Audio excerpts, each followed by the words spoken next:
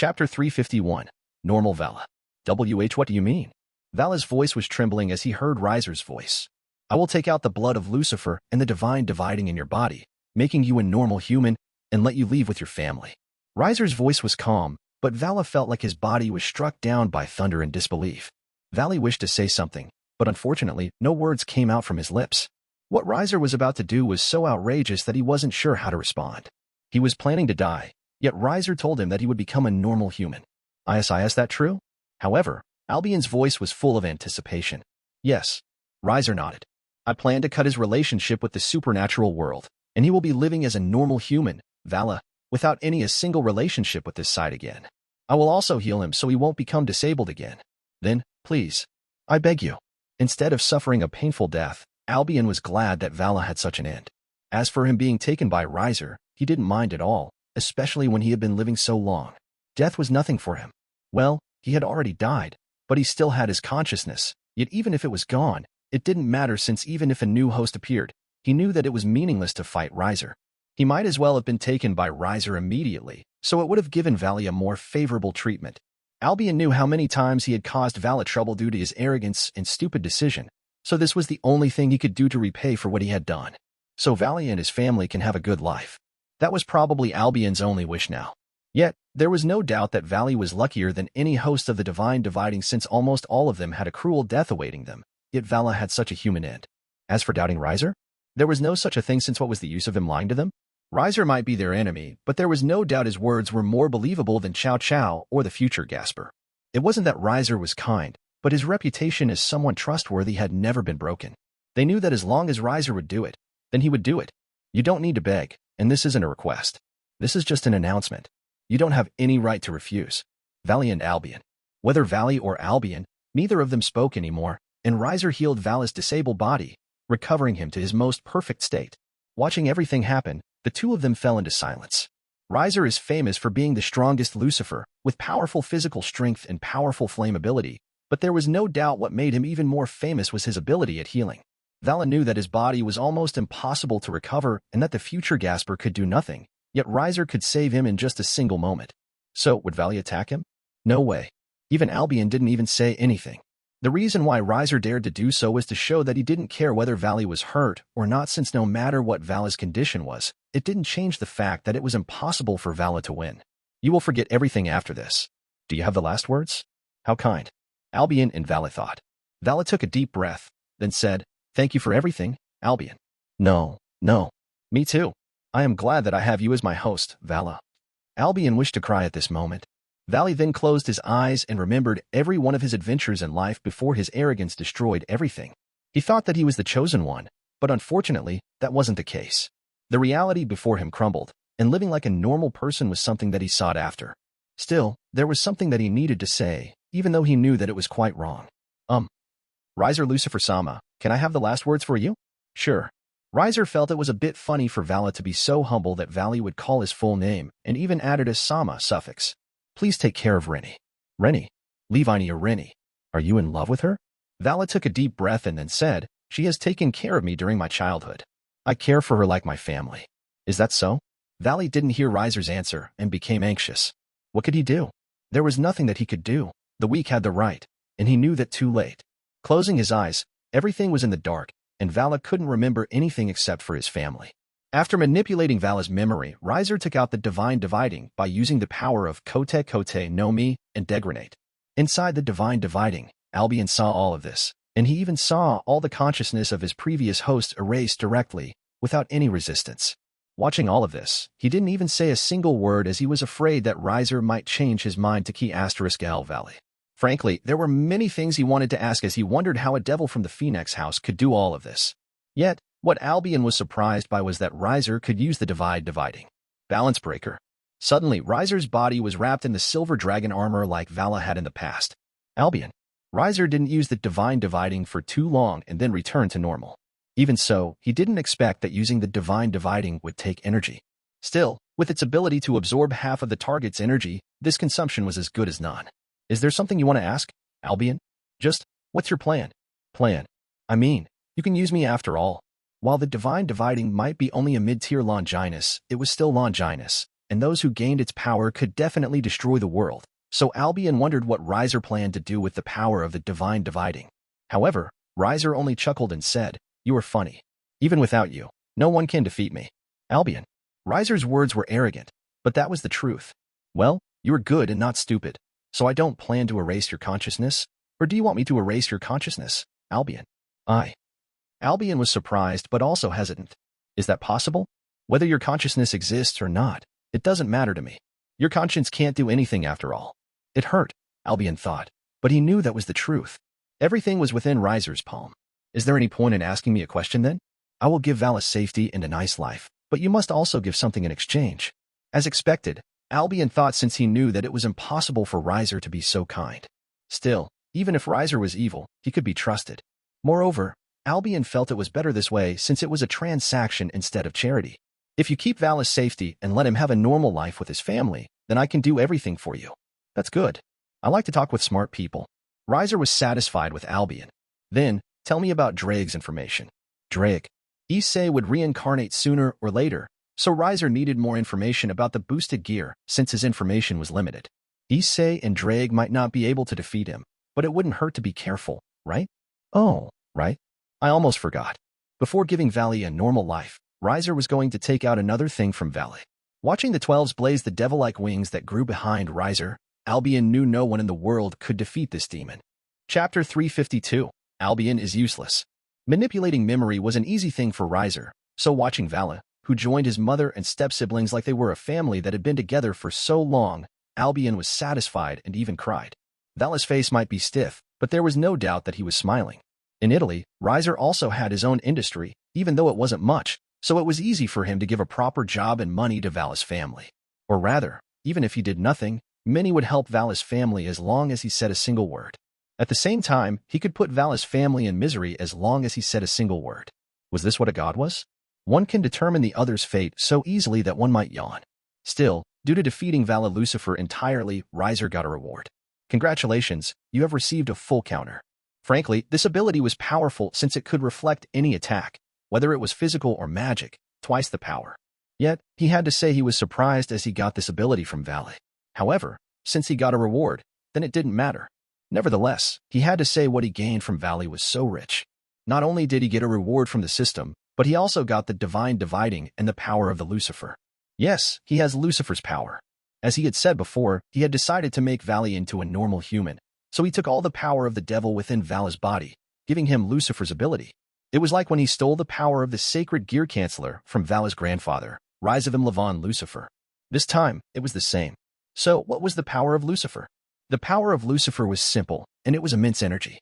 How could Vala use the power of the divine dividing without worrying about his life being cut down? Meanwhile, Issei needed to shave away his lifespan from time to time when he used the boosted gear so that the almost immortal lifespan gained by becoming a reincarnated devil had become similar to his lifespan when he was a human. Yet, while Issei was in trouble, Valley was okay. So, why? It was all due to the immense demonic power within Vala's body. Due to this reason, instead of using his lifespan, Vala used his demonic energy, so his lifespan was still intact. However, Vala had become a normal human after his power was taken by Riser, so there was no need to mention Vala anymore as his story was over. Still gaining the power of Lucifer from Vala's body, Riser's demonic power increased even further. Still, as he had become Desperado, his demonic power grew day by day, even if his energy was so much, especially after he devoured the Great Red. Moreover, he also gained the traits of the multiple wings that only appeared on the leaders of the angel, the devil, and the fallen angel. His phoenix-like wings are no longer 2 in number but 12. As for another trait, such as silver hair, Riser didn't need it since he still liked his blonde hair color. Watching all of this, Albian wondered why Riser wanted to know about Drake even though no one could defeat Riser, especially when he knew Riser's specialty was to reverse all the attacks into anything that healed and made him stronger. This was a ridiculous ability that was impossible for anyone to do anything about. Still, as Riser had upheld his promise, Albian also wasn't going to shy away. However, he had to say this experience was quite unique as it might be his first time talking with someone above him, so even if he knew that he needed to be polite, he was quite struggling. "Tell me from the beginning how you and that red lizard know each other." Red lizard. However, Albian could only sigh and tell his story. His story wasn't nice since it started with how he lived alone and no one dared to approach him due to his poison. That poison was the venom you and Vala used when you two tried to key *Elmi, right? Albian wondered what to say at the moment, but he could only nod awkwardly while feeling how idiotic he was previously.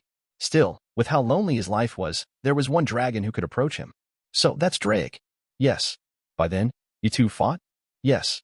Then, you two were sealed by God. Yes. Okay, that's it. Their story was so simple that there wasn't much to explain. When Albian wanted to cry as his moving story was being simplified into a few hundred words, Riser asked, "So, what's Drake's power that makes him able to approach you?" "Well, fire manipulation. That's it. It's true that his fire manipulation might not be as strong as yours, but he is strong. But he is weaker than me." Albian couldn't refute it. "So that's it. Sorry, that's what I remember. My memory is quite fuzzy, or it might have been erased after I was sealed, or maybe. I forgot.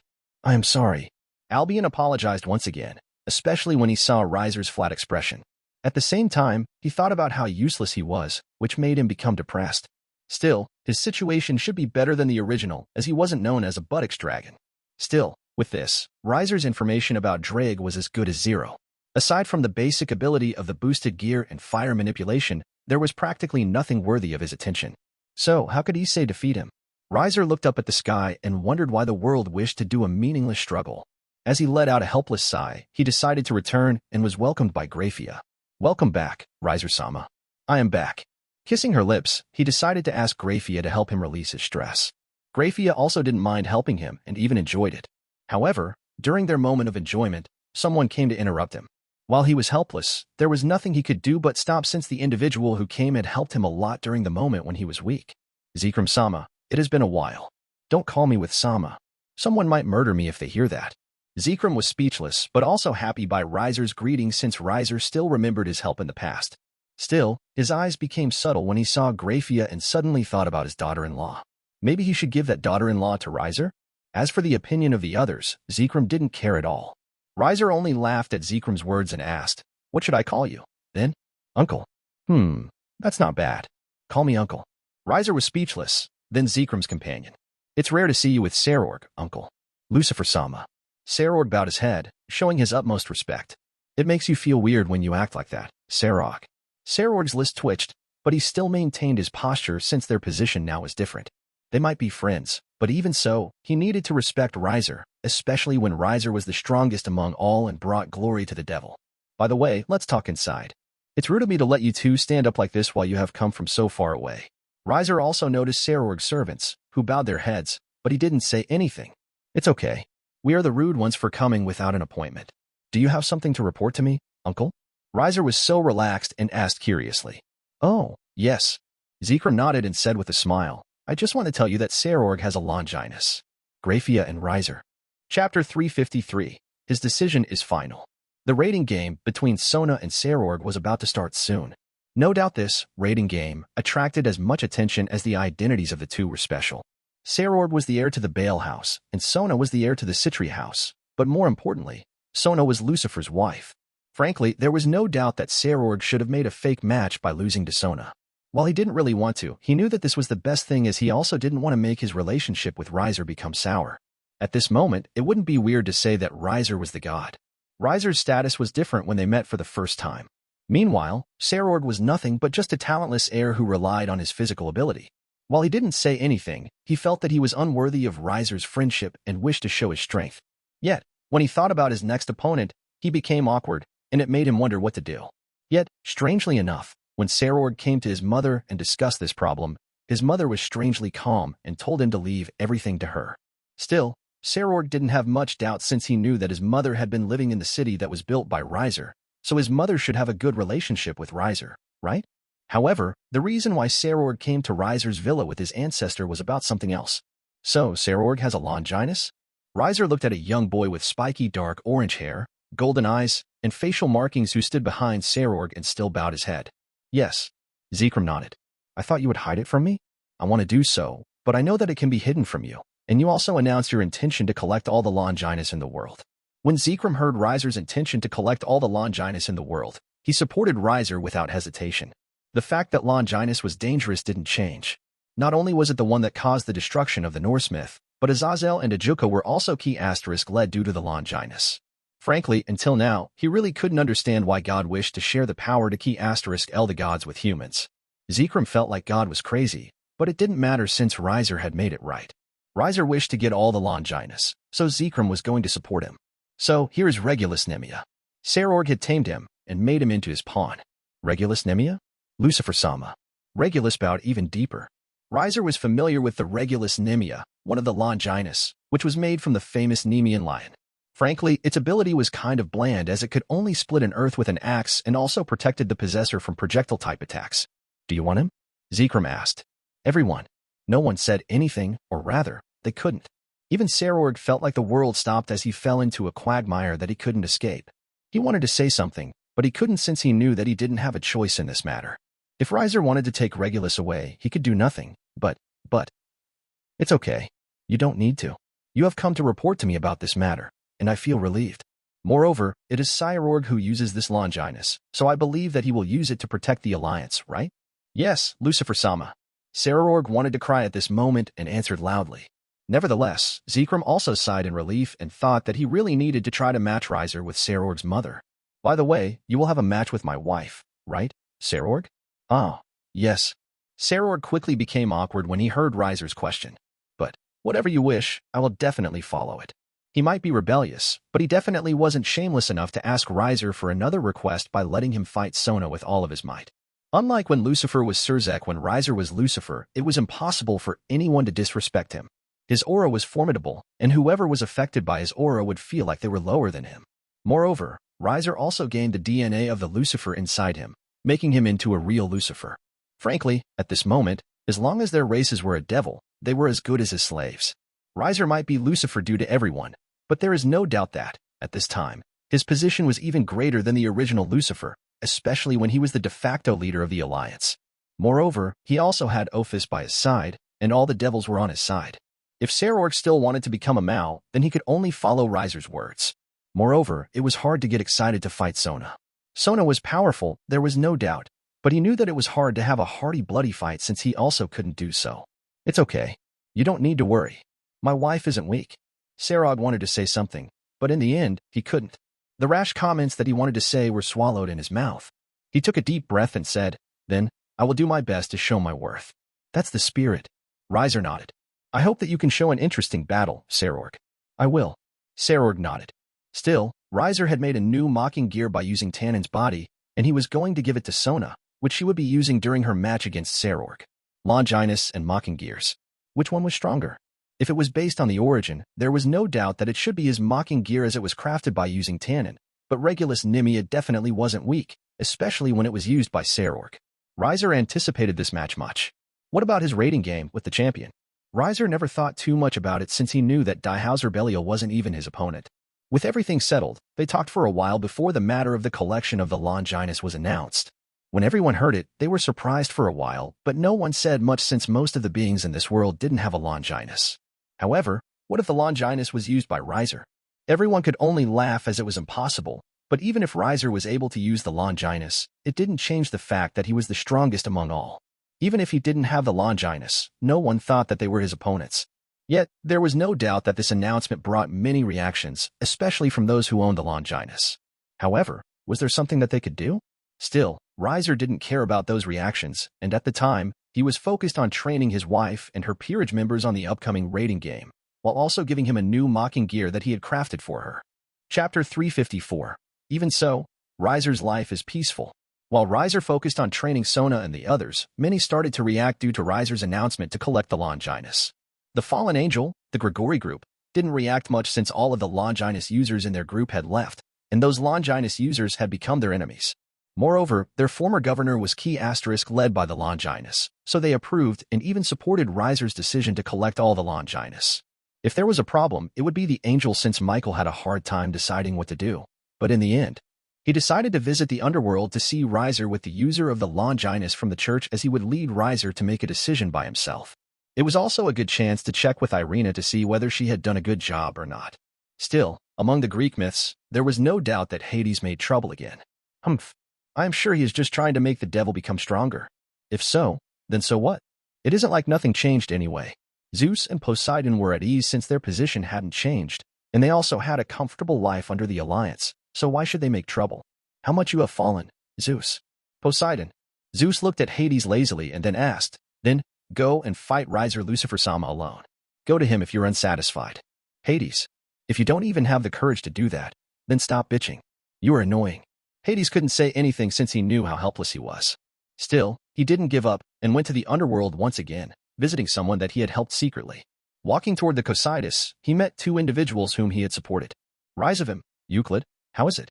Geez, Hades, what's wrong? Why is your face so bad? Just tell me. Rise of him only smiled and didn't say anything, but Euclid sighed and said, we're about to reach our success, but even so, I don't think that we can do it, you know? Frankly, unlike Hades, who was stubborn, and Rise of him, who was a nut job, he didn't think that there was any point in staying on the Cows Brigade anymore, especially when Ophis stayed with Riser. Moreover, Samuel was also stolen from the Cocytus. Even though no one knew who could steal Samuel, if there was one person who could do it, then it was only that person. The owner of Dimensional Lost, George, but as of the moment, he has already disappeared along with all the members of the hero faction. Lastly, how could one defeat a mighty being that could destroy the Hindu and Chinese myths at the same time alone? Euclid was in despair and didn't know what to do, but as the most loyal servant of Lucifer, there was nothing that he could do. It's okay. You only need to do your research, and I will make my own team to destroy this alliance. This research was important for Hades, and he would definitely do it. Watching Hades leave, Rise of him shook his head. What a fool. How could you key*L someone who can't be key*led? Even though he was helpless toward Riser, his purpose had never been about Riser, and Riser also didn't seem to have an interest in him, which was a great thing for him. Though, he is a fool for not realizing that we have been using him. Rise of him felt quite funny toward Hades. Don't say that, Rise of him-sama. We still need him, after all. That's true. It's more comfortable to live here than living on the outside. Rise of him sighed, wondering how the son of the Lucifer had fallen so low. Yet, it didn't matter to him since his purpose had always been in a different place. Have you talked to that guy? Yes, but it seems that he is still hesitating. Well, he is going to fight our Lucifer-sama after this, and I am sure that he will change after that. You think so, Rise of him-sama? Our champion is too foolish, idiotic, and pure. It's like we're talking to children, you know? I can't deny that. Well, our purpose has always been to use him, after all, so there isn't anything to worry about. He is going to die, you know, Rise of him-sama? Isn't that great? After he dies, we can use him after all. Well, that's true. Euclid nodded, then said, but even so, Riser Phenex isn't as foolish as Surzek, and he is strong. I know. Rise of him sighed at Riser's power, but then he said, it's okay. You don't need to worry and add Sama to him, you know? I even use a Sama to call him. It feels weird if you, as my servant, don't use Sama on him. Then, Riser-sama. Use Lucifer, bastard. Lucifer-sama. Even if they were on the opposite, Rise of him and Euclid had to admit that they admired Riser since he could not only avenge his enemies but also sleep with the enemy's little sister. He could even do what the real Lucifer couldn't do. In their minds, Riser was much more Lucifer than the original Lucifer. Rather, Lucifer's title was simply too small to define his existence. God was probably the most suitable. Nevertheless, they were fated to be an enemy since their purpose was to destroy this world. Though, I hope that something fun will happen. Hades will make it fun, right? Ha ha ha. You are right. Let's help him. It won't be fun if Hades loses too quickly. Yes, Rise of him-sama. As the two did their best to help Hades, Rise of him suddenly changed the topic of conversation. By the way, what about that? I mean that. Well, it seems that there is this strange turbulence. I see. Rise of him smiled and said, I guess our Lucifer-sama still needs to work hard. Yeah, but somehow, I can't imagine that he is going to lose. It doesn't matter who is going to win since my purpose has never been that. As for the hero faction, who was with the future Gasper, waiting for the savior who was going to save them, nothing had changed since they only needed to wait, but they needed to be even careful since those with the Longinus had a higher bounty than anyone. Still, Tobio's situation wasn't good as he knew what had happened to Suzaku.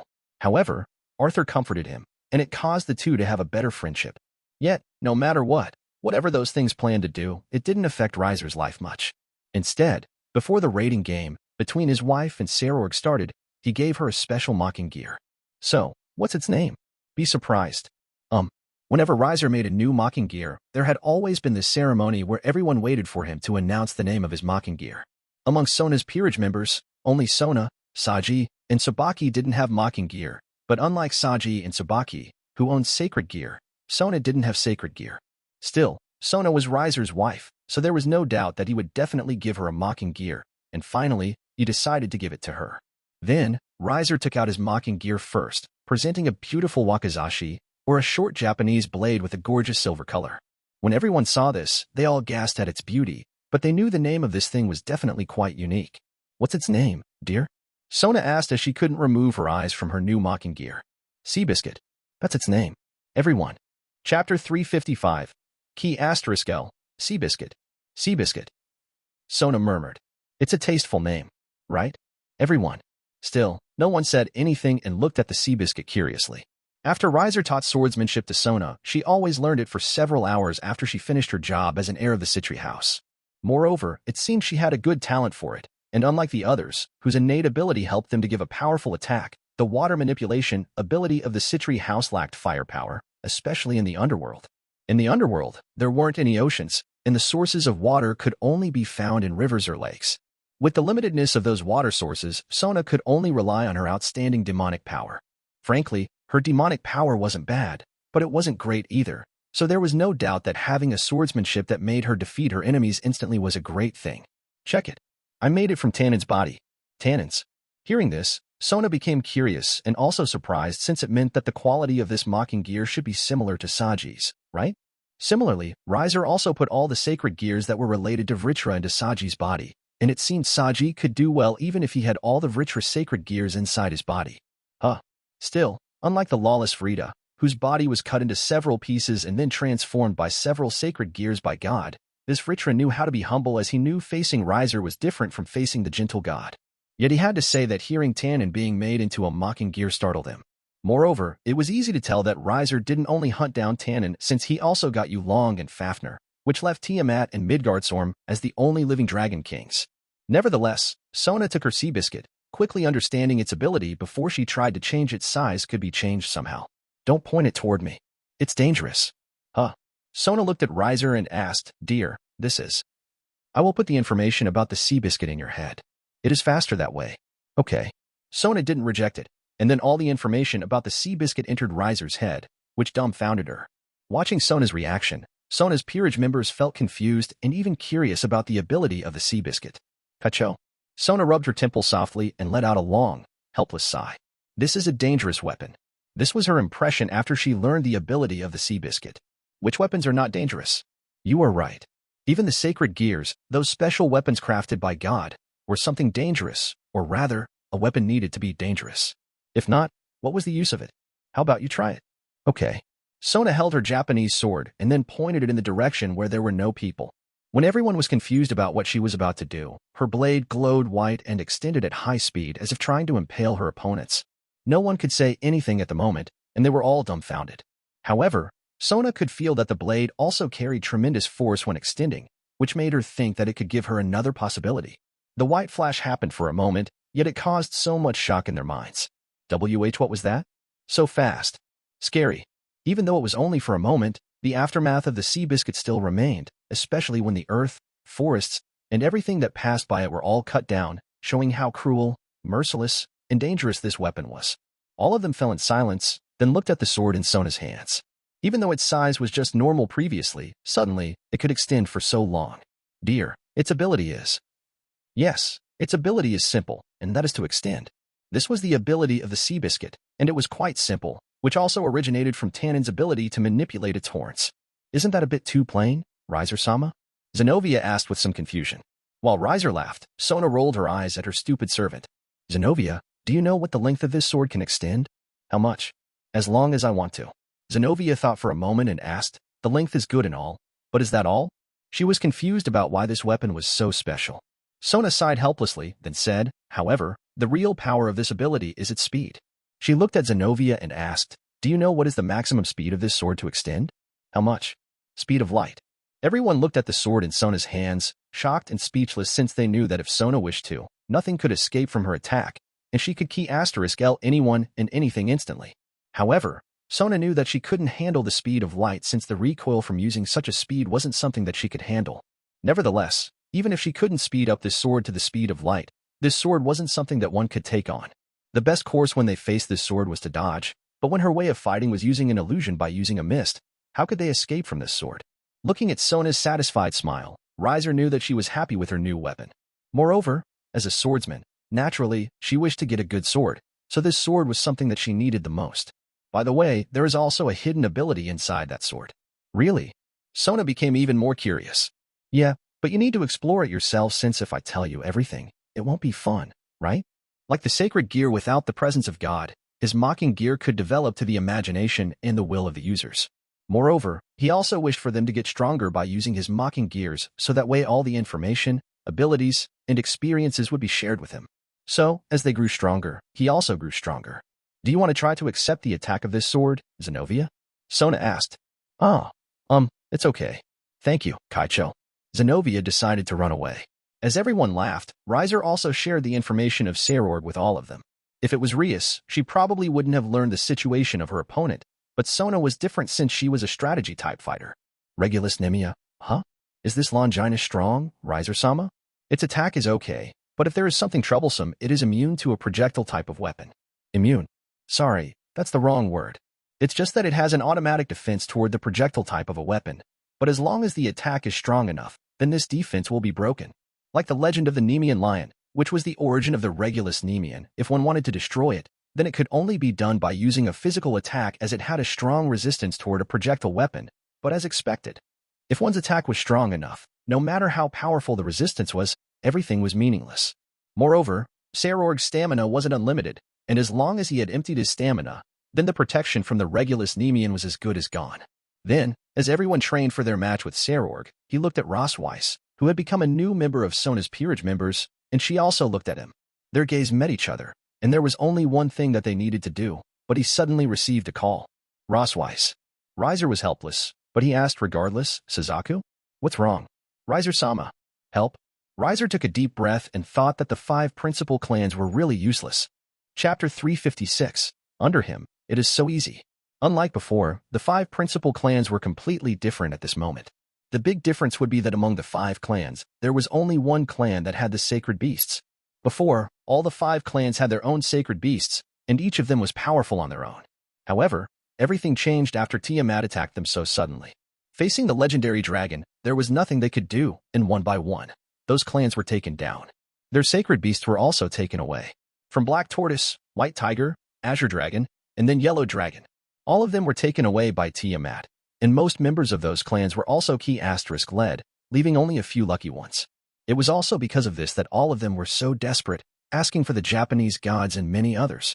Unfortunately, their plea was meaningless, and the Japanese gods didn't even want to have anything to do with them. Their opponent was Tiamat, the legendary dragon.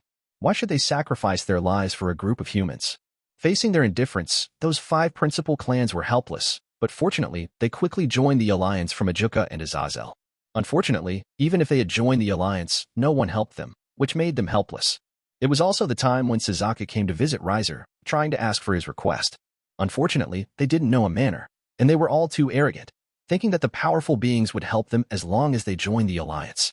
There were many talks, and everyone almost gave up, but then Suzaku gave them hope. By using an item given by Riser, she protected her clan. Yes, only her clan. She didn't protect the others and treated the rest coldly since she didn't care about them, considering how they also ignored her when she was at her weakest and needed someone the most. Still, even if the other clans might have lost their sacred beasts, it didn't mean that they had become weak as they still retained some of their powers. But even so, she didn't care much since no one knew what kind of sacrifice she needed to give to Riser. Still, in the end, as long as they all joined the Himejima clan and made it into the leader of the 5 principal clans, all of them would be protected. Suzaku didn't mind about this as she also wished to become stronger. She didn't wish to become so weak that she couldn't even control her fate. Riser was a different matter, but for others, she didn't even put them in her eyes anymore. While many wanted to complain and got angry, they couldn't do anything and asked the elders of Himejima. Usually, the elders of the Himejima would help, but no one said anything since they knew that Suzaku had become Riser's lover, and they also didn't feel it was bad to have all the other clans submit to them. In the end, facing the death that would come before them, all of them agreed to Suzaku's unreasonable demand. The only one that wouldn't give up was the Uriya clan, but this was normal since they still had their sacred beast, and Uriya Nakiri, the current heir of the Uriya clan, had some relationship with Tiamat.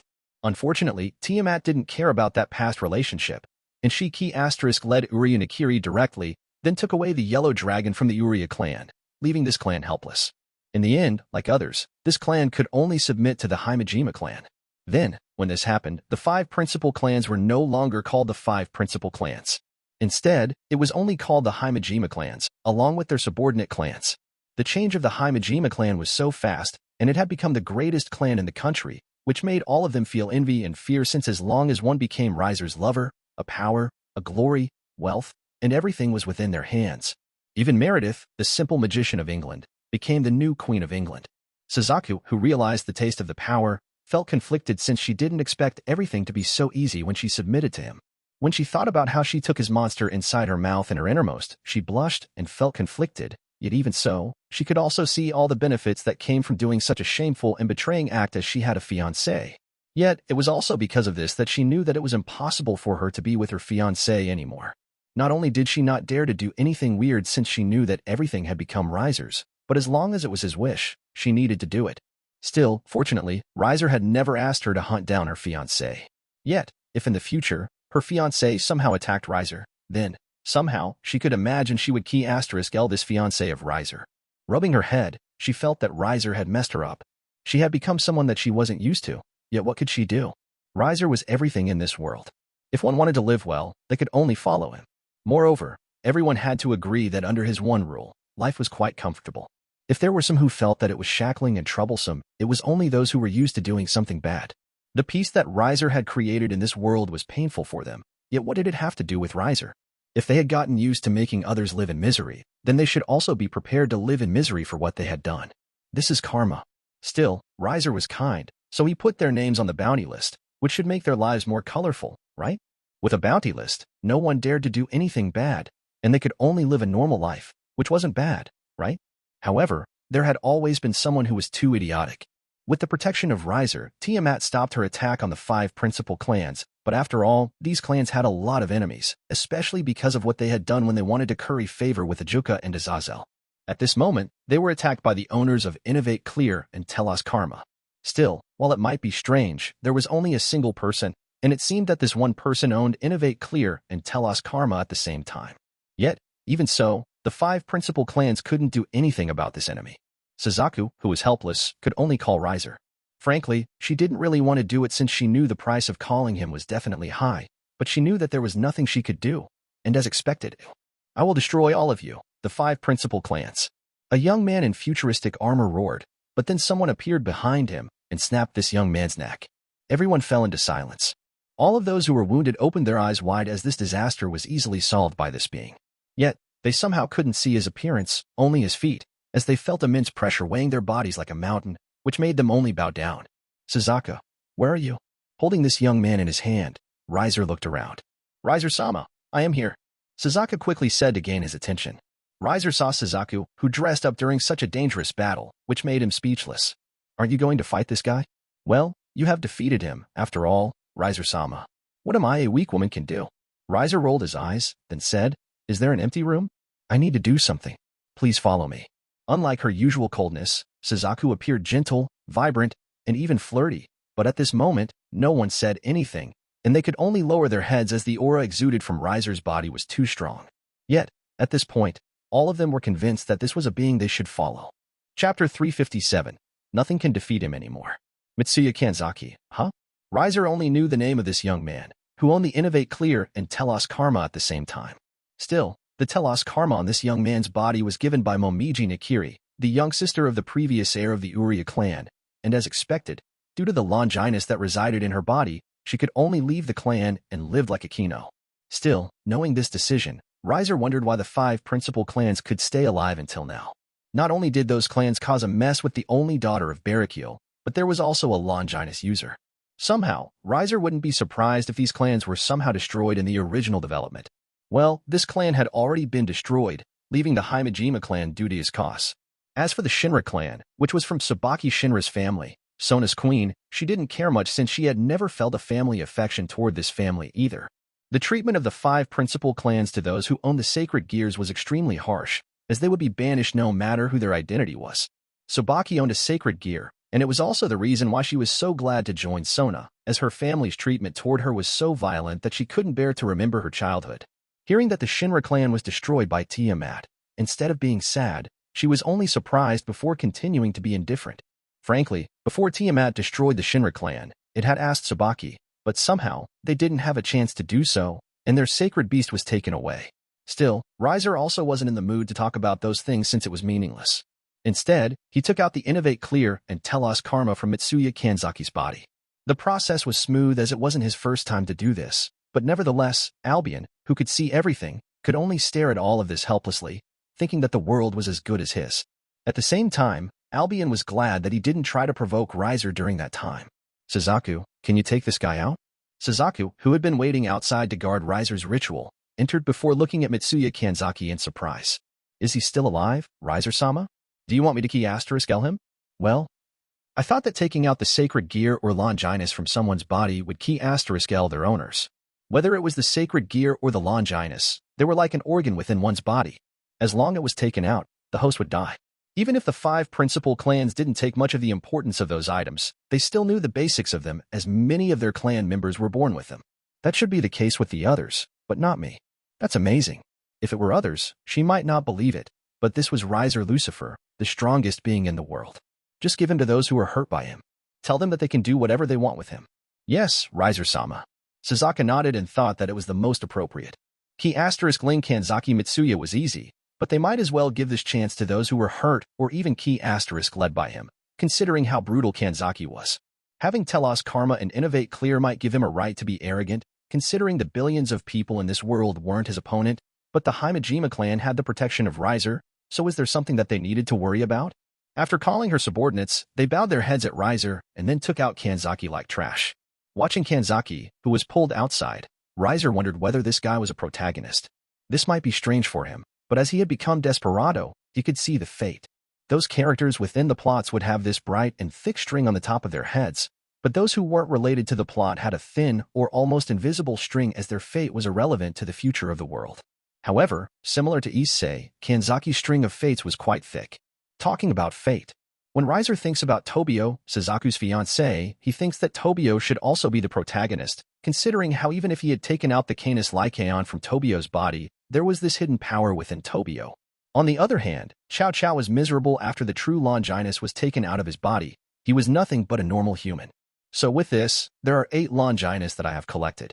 There were 13 Longinus in the world, and he had collected most of them. Among those he collected were true Longinus, Dimensional Lost, Divine Dividing, Canis Lycaon, Absolute Demise, Innovate Clear, and Telos Karma. Still, among those 8, he lent Dimensional Lost to George so he could check the situation of the future Gasper and Absolute Demise to Lavinia Rennie as she was eaten by him. Those he didn't collect were Boosted Gear, Regulus Nemia, Incinerate Anthem, Sephiroth Grawl, and Annihilation Maker. Riser didn't take the Regulus Nemia as Sairaorg held it, and he didn't think that even if Sairaorg held it, something would change since the limit of the Regulus Nemia was only SOSO. Moreover, it was impossible for Sairaorg to betray the underworld for Issei, especially when Sairaorg's ambition was within the underworld. Meanwhile, Boosted Gear should now be within Issei, and Riser was waiting for Issei to be revived before he took this guy down. As for Incinerate Anthem, Sephiroth Grawl, and Annihilation Maker, Riser wasn't in a hurry, as there was something that he wanted to check, especially the Sephiroth Grawl. Moreover, Riser also knew that there was sacred gear that had power that was comparable to the Longinus, such as Starbuster, Star Blaster, and Unknown Dictator, which he owned, and also Alpheka Tyrant, which was owned by Meredith, his contractor magician. Besides that, there should be Forbidden Baler View, a sacred gear owned by Gasper, so at this moment, he was going to visit Rias as he needed to have a showdown with Gasper. However, when he was about to leave, Suzaku was surprised. Huh? Riser-sama, are you going to leave? Well, but I was about to thank you. Suzaku's face was covered by a cute blush as she wore her old high school uniform. What was this woman? I will stay a little while. Hugging Suzaku, Riser went to the room where Tobio had lived previously, tainting their precious memories within the room with a lewd cry from Suzaku. Still, the next day, Riser didn't waste his time and visited Rias in Kuo Town as he told the truth. Echa, I'm going to become a criminal. Gasper was in a shock. At that time, Rias and all the members of her peerage were in horror. Chapter 358, Parallel World? Are we going to fight ourselves? Everyone was dumbfounded by Riser's words, and no words came out of their mouths. If it were others, Rias and the others would refute it, but this was Riser. No matter how strange it was, if he had said there should be a reason, and even if there was no reason, no one could escape from it. Gasper, who was suddenly told by Riser that he had become a criminal, was so scared that he had just gotten stuck in a place. Not now, but in the future, Riser said calmly as he sipped a coffee brewed by Aquino. Gasper wanted to refute as he was nothing but just a shut-in. Why should he make trouble for Riser, especially when his life was so comfortable? While it was a shame about Issei, it didn't mean that he couldn't move on, and Riser was completely unrelated to the death of Issei. Even if Riser was related, Gasper didn't think that Riser did anything wrong, especially with Issei's rude conduct, as he knew most of the news in this world through the internet, and he also often heard Issei mocking Riser. Even if he wanted to stop it, there was nothing he could do since Issei's brain was too small. So after he tried to talk to Issei, Issei would forget about it. Nevertheless, how could he become a criminal? Wait, dear, what do you mean? In the future? Rias asked in confusion. At this moment, those who could talk freely with Riser were only Rias. While the women in Rias's peerage group could talk to him, they knew that it was inappropriate for them to talk about what he should do. Moreover, as he came to talk instead of catching Gasper directly, there should be a solution to this problem. You remember what happened in Kyoto, right? Kyoto? When I was about to end the hero faction, there was someone who stopped my attack, and this person should be at the level of Super Devil, a devil who was similar to your big brother and deceased Ajuka. Everyone fell silent. Then they quickly matched Riser's explanation with Gasper's. So, that person is the future Gasper? Yes. But, how? It's his sacred gear. Sacred gear. Gasper's sacred gear, forbidden Baylor view, like other sacred gears in this world, would evolve, and he would become so strong that he had become a super devil. While I am not sure how he can come to our timeline, at this moment, he should be helping the Chaos Brigade to destroy the Alliance. Gasper wanted to say something, but he couldn't, yet he wanted to curse his future self as this guy had caused trouble for him. You don't need to worry. Even though I said that it was a future Gasper, it might be you from a different parallel world. Different parallel world? Rias frowned and asked, then, why did the future Gasper come to our timeline and even help the Chaos Brigade destroy the Alliance? She wondered what was wrong with Gasper's future to be able to make such a decision. This is a parallel world. There might be a difference between their world and our world. Difference? Yeah, it's like I am not the leader of the Alliance, and I am not the strongest. It might be someone else who is the strongest. Then, they even became confused and wondered why Gasper from the future came to their world. Well, if they came to our timeline, then there was only one reason. What? It is because I attacked their world. Everyone. Will you? Aquino asked curiously. If this was someone else, they wouldn't think that someone dared to attack the parallel world, but if it was Riser, they believed that he dared to do so. It was like how he dared to have a war with the Chinese and Hindu myth. So, after that, he was going to attack the parallel world? No. Huh? Really? What's with that expression? I have never thought that the parallel world even exists, to begin with, but somehow, this is the only explanation why Gasper from the future decided to become my enemy. In this parallel world, Riser could somehow imagine that the leader of that world should be Issei instead of him. However, since this Gasper decided to become my enemy, then I will come to dominate their world. Everyone fell into silence and wondered what was wrong with Gasper's head from the future. If they lived by minding their own business, then would this be a battle between two parallel worlds? Still, if there was someone who wanted to get angry and cry at Gasper from the future, then it was a Gasper from this world since, due to this Gasper from the future, he was the most affected. You don't need to worry, Gasper. I won't *L you. Oh really, Riser-sama. Thank you very much. Gasper was crying and bowed his head several times. But I will take your sacred gear. Is that okay with you? You don't need to worry. You won't die after I take out your sacred gear, and I will give you a new power. Please. Gasper directly agreed after Riser finished his words. Are you sure? Yes, Riser-sama. If this can erase the suspicion on me, then I will do anything. Gasper's eyes were firm since, if possible, he wanted Riser to take his sacred gear as soon as possible. Riser smiled and said, to be honest, the reason why I took out your sacred gear is also for your own good. I am not sure whether this Gasper from this future has this kind of power, but I am afraid that he might make himself stable by invading your body, dominating you, making your body into his, so he will become powerful. Gasper. The connection between you two is the sacred gear, and there is no doubt that he is more powerful, so I take out your sacred gear so your body won't be taken by him. Thank you, Riser-sama. Gasper's face, which was already pale, became even paler as he thought that his body would be taken out by Gasper in the future. Still, others would be even more so since if Gasper became Gasper from the future, would they be able to realize that it was him or him from the future? If this was possible with Gasper, then what about the others? You don't need to worry. It is only Gasper, not the others. Is that so? After all, who wish their bodies to be taken out by their parallel selves? Riser was about to take out the sacred gear from Gasper's body, and everyone was present as he didn't mind showing this ability of his to them. By the way, dear, if there is a parallel world, how will it become? What's wrong? Are you curious? Well, it is impossible if I am not curious, right? I can't give you an answer since there will be an unlimited possibility. For example? For example, the Cows Brigade dominates the world. All the supernatural beings are key * led by the hero faction. The church becomes the only force, and even Issei becomes the strongest of all beings. There are many possibilities that it is impossible to count. Everyone looked at Riser with a joke-like expression since they felt that this guy had completely said nothing but nonsense, as they couldn't imagine such a future, especially when he told them that Issei had become the strongest being. Even though they still remembered Issei, it was also because of this they didn't think that the perverted boy could become the strongest. However, Riser only rolled his eyes since he told the truth, but why didn't they believe it? Still, either way, as he had taken out the sacred gear from Gasper, he knew that the path for Issei and those who came from the parallel world had become so narrow that it was impossible for them to fight him. Chapter 359, A Damper Who Becomes Stronger Under the Sun. That's it. Everyone was dumbfounded by how easy it was for Riser to take out the sacred gear from Gasper's body. Did you feel anything, Gasper? Rias asked curiously and with concern. Well, I don't feel anything has changed, Bucho. Except, I can't use my sacred gear. Frankly, Gasper didn't like his sacred gear that much, considering how it brought him a lot of trouble. Nevertheless, after he took out a sacred gear from Gasper's body, Riser understood why Gasper could become the super devil, an existence similar to Surzek and Ajuka. The sacred gear on Gasper's body was only part of his power. The real power of Gasper was within his body. It seems there's a mutation in his body. Yet, Riser wasn't surprised since Gasper was part of the protagonist group, so it was natural for him to have a surprise or not.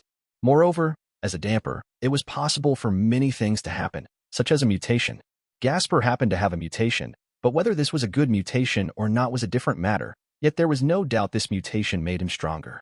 Still, Riser didn't want to key *L Gasper since there was no doubt that Gasper would become a powerful force for him, considering they might fight someone from the parallel universe or even another world. Thinking about the future, Riser felt helpless since he really didn't have time to rest, which made him helpless. Anyway, I have taken out your sacred gear, so there's no need to worry about it.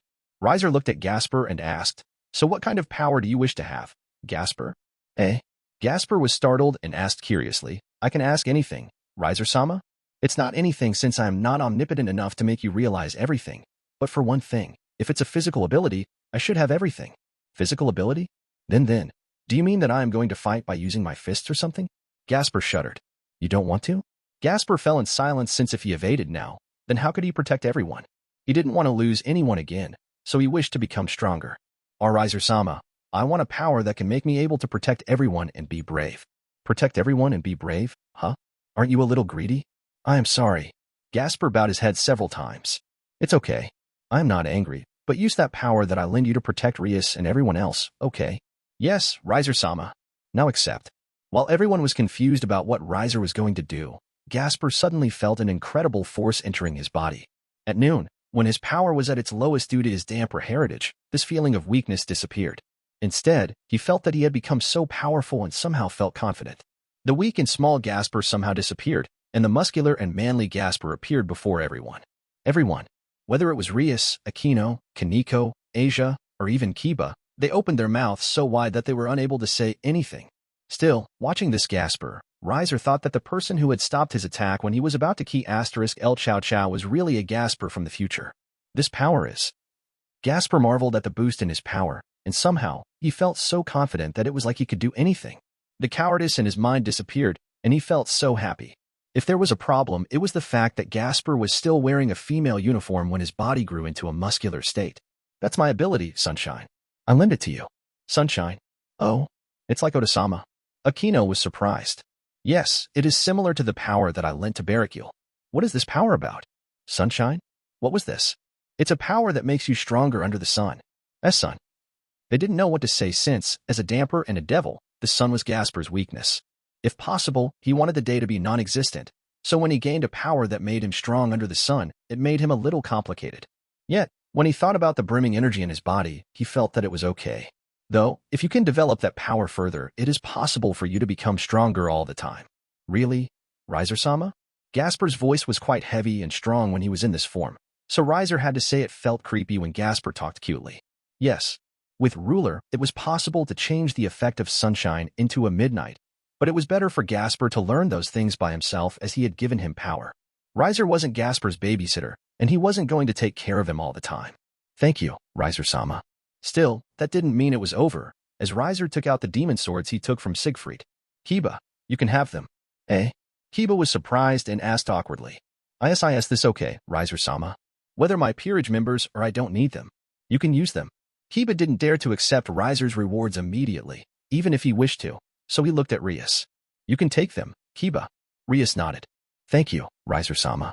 Watching Kiba accept the demon swords, Riser wondered what would happen if, in the future, Issei appeared once again, but it didn't matter as Kiba was weak.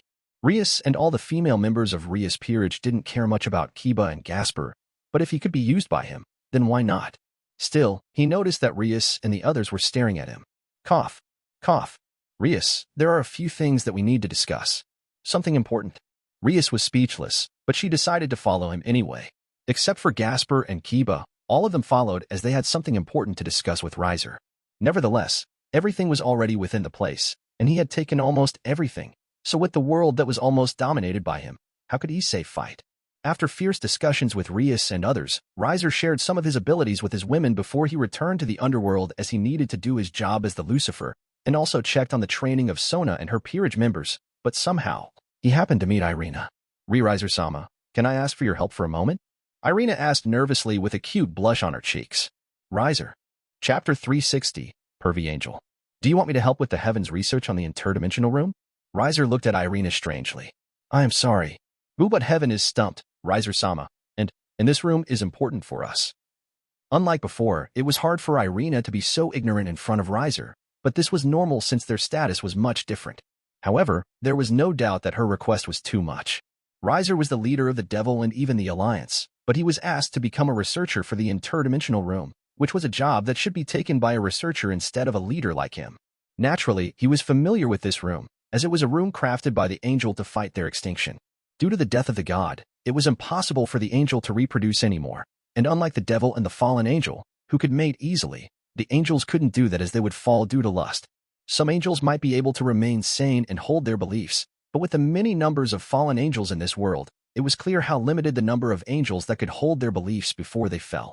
There was no doubt that it was trouble, but similar to the devils, they tried to create the reincarnated angel by using an item similar to the evil piece, but in their terms, it was known as a brave saint.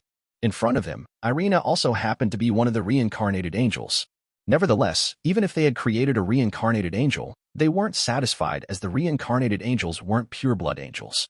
They also wanted to have their own pure-blood descendant, like the devil. So, this interdimensional room was their solution. However, the angels always had one weakness, and that was the fact that they didn't have a good researcher. Unlike the fallen angel and the devil, the angel didn't have a desire. Thus, they didn't have a will to improve. It was also due to this reason that there wasn't anyone exceptional in business and research on the angel side. This was probably also the reason why the angel side let the humans take care of most of the matters in the church, as they were also helpless in this situation. It was the same case as the brave saint, as it was developed by Ajuka previously. This interdimensional room was a project under Azazel, but Azazel had died. Even Ajuka, who was in charge of the technology in the underworld, also died. If there was something fortunate, there were many fallen angels and devils who could handle these technology matters. Riser also sometimes came to help, taking care of those complicated things, but as he was lazy, he only came to help when he remembered. Still, it was also due to this that whether the devil or the fallen angel only focused their research on what was important for their races. This interdimensional room was one of those useless, complicated inventions, but it was meaningless for the devil and the fallen angel, so along with the death of Azazel. The angels didn't know what to do since their knowledge of this research wasn't as good as Azazel's. Michael had always wished to visit Riser, hoping he would take care of this, the international room for the future of the angel, yet with Riser's position and his position on the Alliance, he knew that doing so was as good as mocking Riser. While Michael was clueless about what to do, Irina came and told him that she was willing to help, which made him feel conflicted, but in the end, he agreed. I beg you, Riser-sama, please help us to complete this interdimensional room. Irina begged so hard that she even groveled on the ground. Riser was speechless before he let out a sigh, picking up Irina on the ground. You don't need to grovel like this. If Zenobia saw us, she would think that you had a special hobby. I don't have a special hobby. Irina refuted with a blush as she let herself be picked up by Riser. Still, it might be their first time being so close to each other, especially when he was holding her armpits to lift her up. Irina felt so strange somehow. Her body became a little hot, and she felt a little naughty for some reason. Still, she knew that she needed to complete this mission as it was important for the angel, but when she tried to think about what to do, Riser said, Well, I will help you. Huh? Really? Yes. Riser nodded. Where's the room? Here, Riser-sama. Irina quickly took the door handle out of her bag and gave it to Riser.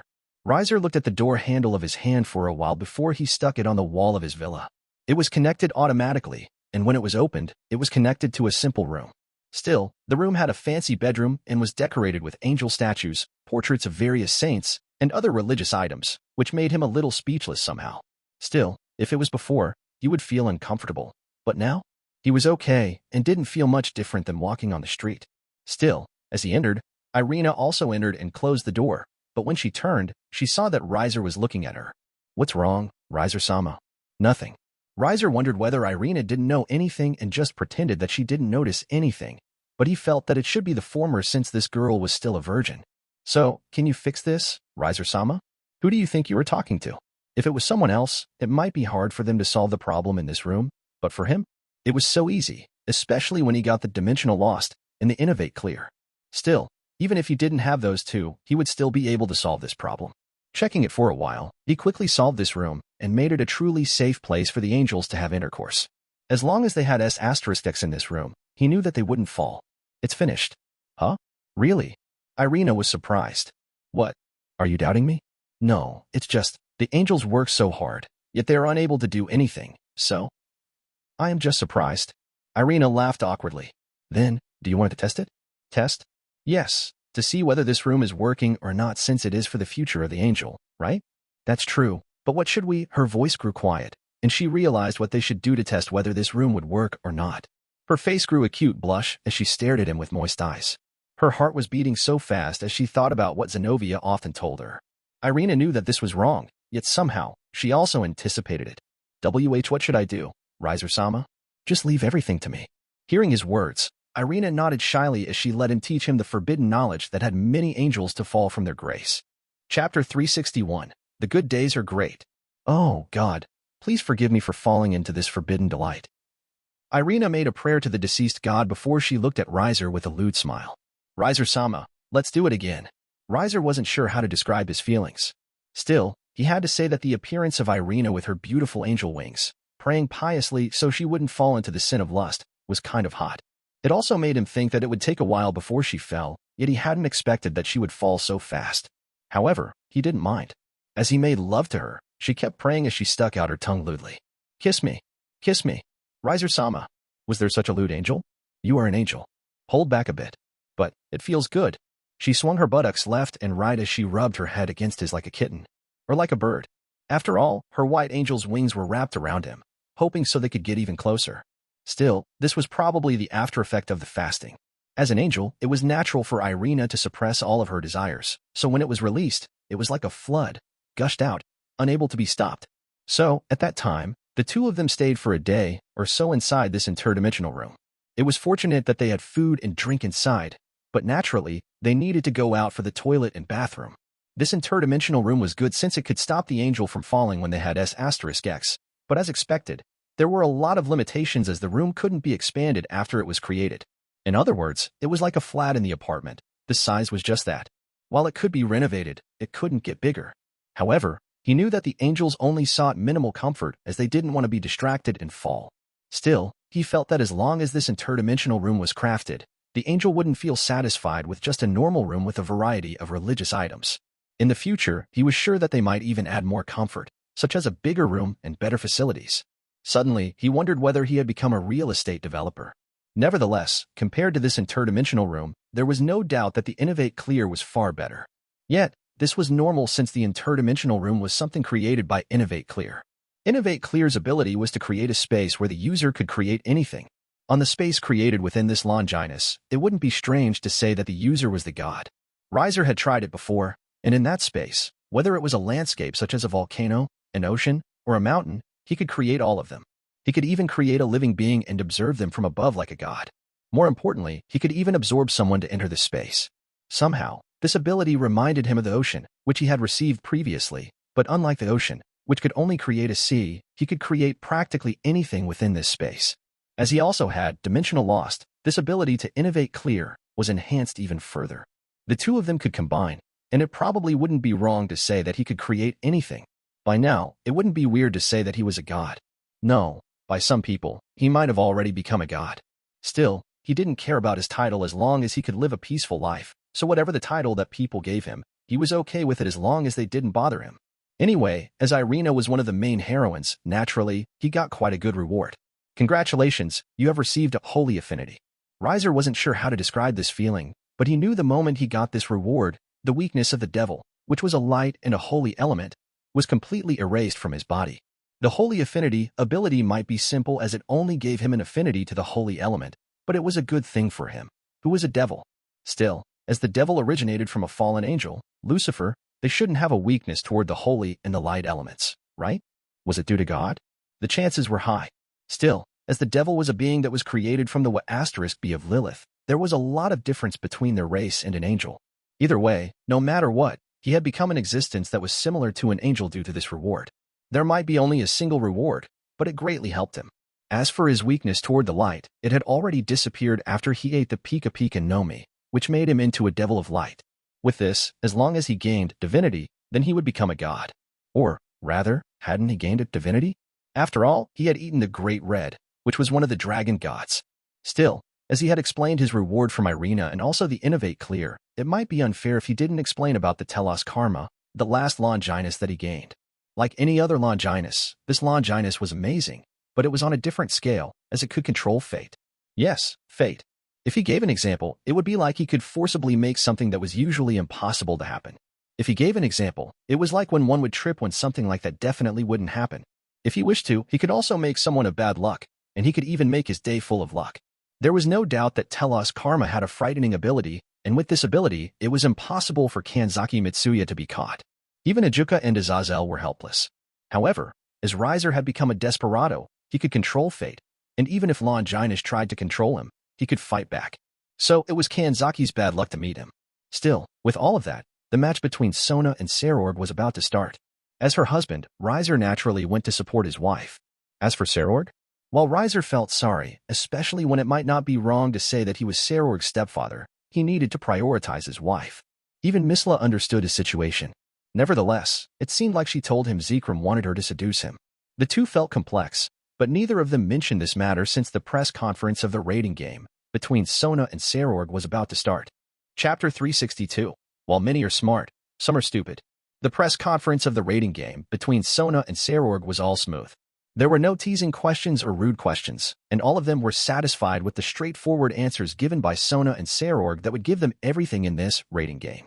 As for why this happened, it was naturally due to the fact that the press conference happened at the headquarters of the media company owned by the Phenex house. As Riser's wife, it would be a shame if Sona didn't use the power of her husband, right? Sairaorg also didn't mind this since he had practically nothing. He might be the heir to the Bale house in the name, but as expected, no one supported him. Whether it was his father or ancestor who didn't like him much as he didn't inherit the power of the destruction of the Bale house. Still, Sairaorg was on the rise, especially when he showed his worth during the rating game. All the opponents he had fought were defeated easily, and even the new heir of the Glaciolabalus house, Zepherdor, became frightened and lost his will to fight anymore after being defeated by Sairaorg. It was also for this reason that Iriuka became the new heir of the Glaciolabalus house. However, this matter had nothing to do with him. It was good that Sairaorg was able to show his worth by using his own power. Still, as Riser had said before, the world was only kind to those who were strong. If Sairaorg could show his power, then there was no doubt that he would be revered. No matter how strong he was, as long as Sairaorg didn't reach his level, no, it should be the level of Ajuka and Surzek, it would be impossible for him to become a Mao. As for the new head of the Bale house, Riser was afraid that no matter how strong Sairaorg was, it was impossible for him to become one, especially when his head wasn't that good. Like Issei Hayadu, whose great point was only his perv *rudeness, Sairaorg's great point was only his physical ability. While Sairaorg had tried to work hard in other areas, the result was limited. Riser knew that this was a bit rude, but the reality was this. Frankly, even though no one said anything, no one thought that Sairaorg would win. Not because Sona was strong, but because there was just no point in winning this match for Sairaorg. Instead, if Sairaorg gave up this match, there was no doubt that it would bring him more benefit. Riser was sure that the others would ask Sairaorg to do so, yet Sairaorg was Sairaorg. After their previous conversation, there was no hesitation from Sairaorg, and Sona also didn't wish to win because of the influence of her husband and an older sister. Yet, there was no doubt that, with their current power, it was impossible for them to gain the pureness of a match that they sought after. Losing her on this rating game wasn't a shame, These were probably the words that Sairaorg heard as his rating game with Sona became closer and closer. Watching Sairaorg, Riser somehow reminded him of himself as he had also deliberately lost 2 rating games in the beginning. But now, even if he didn't do anything, the family he had lost directly key asterisk led those 2 people who had lost, and even their peerage members. His losing records were also erased, and it made his record on the rating game become perfect. Still, even if he didn't do anything, those who had lost would do something, as they didn't want their Lucifer's name to be tarnished. Bediz Abaddon and Roygun Belphegor were the same, and they were definitely involved in the death of those he had lost before, as losing to Lucifer was far better than being lost to no-name devils. Under the interest of many, one could only bow down. Yet, whether Sona or Sairaorg were still young, they didn't know the adult world. While Riser wanted to protect Sona from how reality works, he also knew that he needed to teach her since she wanted to prove herself. Still, if his wife was Rias in the original, he somehow could imagine how naive Rias would be. Yet, as Rias had grown up, she knew how cold the world could be, and even if she was present at the press conference of the rating game between Sona and Sairaorg, she didn't think too much. This might seem like a normal match, but Rias could imagine how much pressure Sairaorg took on this match, which made her glad that she had retired early. Previously, she was stupid for paying attention to the winning or losing between her and Sona. After all, she realized the rating game was nothing but just a game. As it was a game, why should you get serious? If there was something that Rias wished to do, it was to get Riser's child since she just wanted to take care of him now. Soon, the press conference ended without any trouble, unlike when in the original, where Sairaorg's opponent was Issei, who was being teased by the reporters for getting stronger by sucking nip asterisk less. Everyone was then prepared to go back and get ready to write the articles as there was no doubt the match between Sona and Sairaorg would be a great appetizer before the match between Riser and the champion of the rating game, Dhauser Belial. Still, when the press conference ended, Sairaorg didn't go back immediately but went to Riser and greeted him politely. Lucifer-sama. Sairaorg. Riser nodded. You don't need to worry. Use your everything since I hope this match can be a pure match. Thank you, Lucifer-sama. Sairaorg felt that he wanted to cry as Riser had been gentle to him. Except for his mother, Riser was the only one who had been kind to him, so even if he lost to Sona, he didn't mind as Sona was Riser's wife. But then, since Riser had said so, he also felt relief. Still, was this a feeling of having a father? Even if Riser wasn't his father, Sairaorg felt like Riser was one. They talked for a while before Sairaorg and his group left since they needed to prepare for their match. Only Rias stared strangely at her cousin, Sairaorg. What's wrong? Riser asked curiously. I wonder, did he know that? Rias looked at Riser since she knew the ambiguous relationship between him and Misla, Sairaorg's mother. No. He won't get angry, though. Really? I think he thinks of you like his father. Riser looked at Sona speechlessly and said, Do your best. Thanks. Sona smiled and said, I will win. That's my wife. Hugging his wife, Riser asked, by the way, who was the commentator of the rating game? Sairaorg. No way. Sona shook her head. If Wani-chan is the commentator, then it will be partial. Then, it's the champion and the leader of the fallen angel, Barikil. Oh. Riser only raised his brows, but he didn't say anything. Then, let's go back. Okay. With that, they only needed to wait for the rating game to start, but then, as the day of the match came, before the rating game happened, the MC and the commentators expressed their opinions toward this match.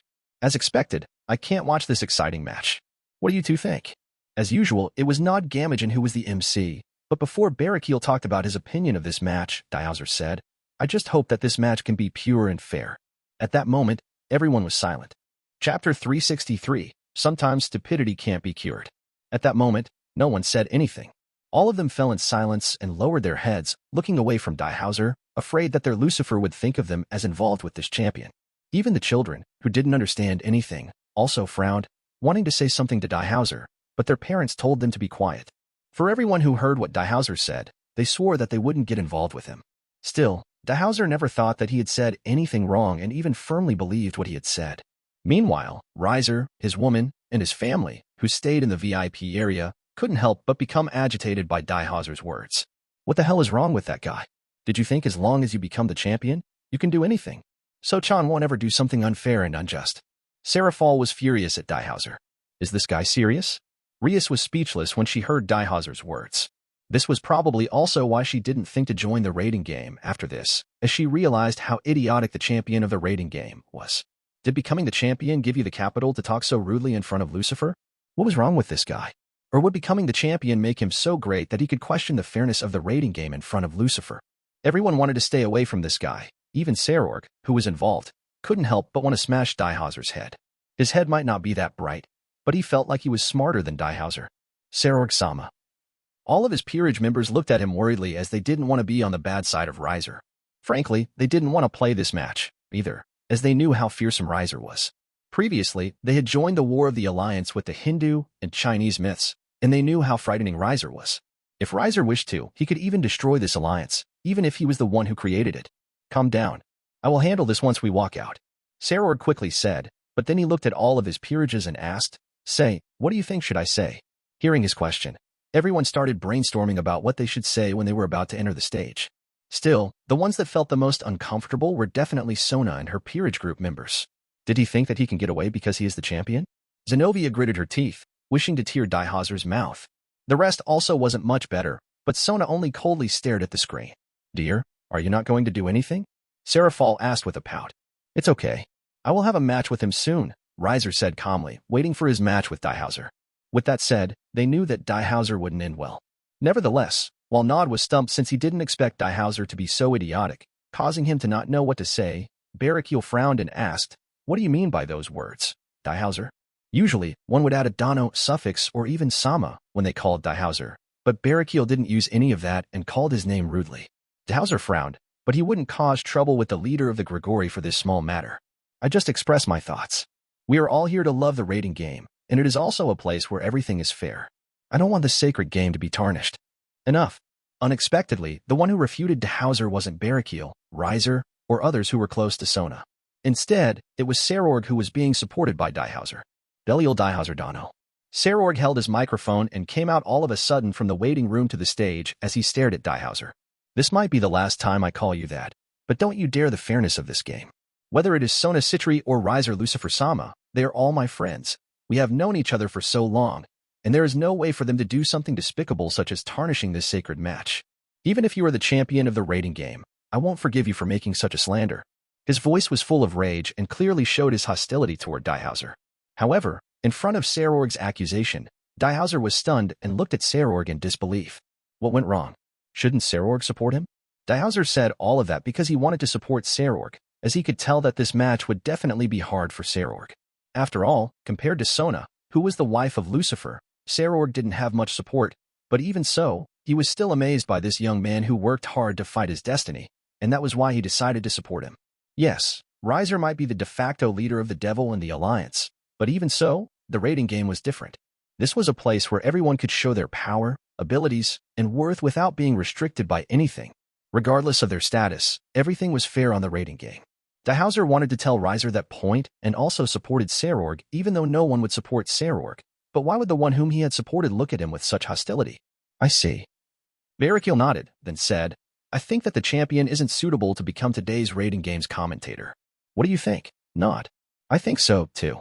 Nod nodded. I think you're exhausted, Champion Dano. You should go back and rest.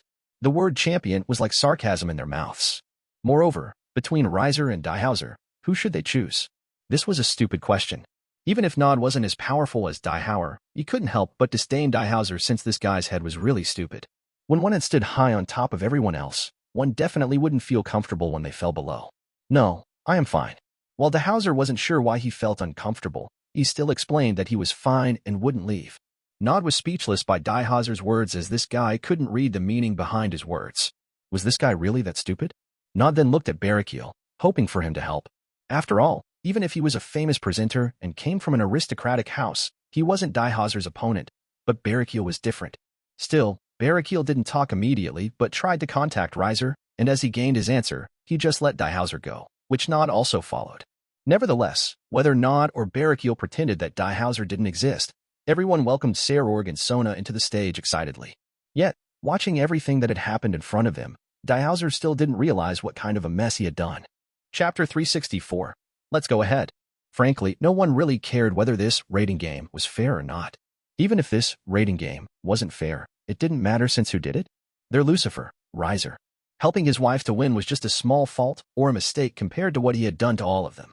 Instead, what they hated the most at the time was Dhauser as he dared to question Riser. As Riser had said before, in the eyes of many, he was already a god.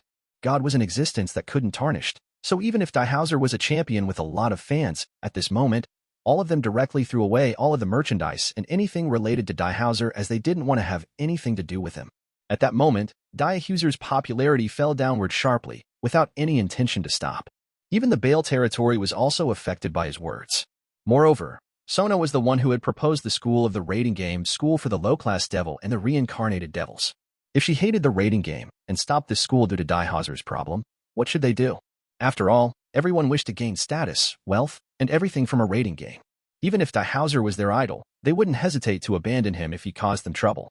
Yet, it was Dhauser's problem, and it had nothing to do with this raiding game. To make it fair, the rules of this raiding game were chosen randomly, and neither Sona nor Sairaorg knew what kind of game rule they needed to follow to have their victory. Still, whether Sona or Sairaorg, they were so much different from each other. If Sona was good at strategy, then Sairaorg was good at straight combat. So, it was also due to this that depending on what kind of rule was chosen on this raiding game, it would either give the advantage to Sona or Sairaorg. Nevertheless, no matter what kind of a rule was chosen, whether Sona or Sairaorg would give up.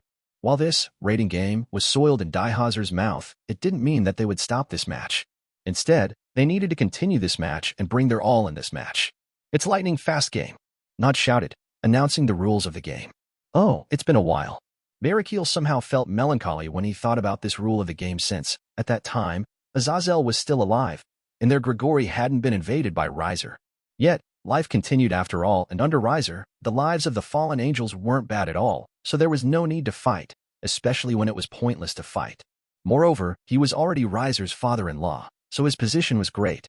Yes, it also happens to be the rule of the raiding game, when it's our Lucifer Sama's first return game, Nod also said with a smile. Everyone also felt melancholy since, at that time, Riser hadn't become Lucifer, and they thought that many things had happened in the past year, which made them feel like a trace, thinking that it was great that they could stay alive till now. Still, the rules of the lightning fast game are simple, and it is just a quick match, a blitz. Within the 1-hour time limit, whoever defeats their opponent's king wins. In the case that neither player can defeat the enemy king, a winning team is decided by the number of points calculated by the number of pieces each side has claimed from the other.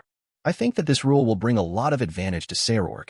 Dhauser suddenly made a comment, but no one said anything. Instead, Nod simply ignored Dhauser and looked at Barakiel. Governor Barakiel, what do you think of this match?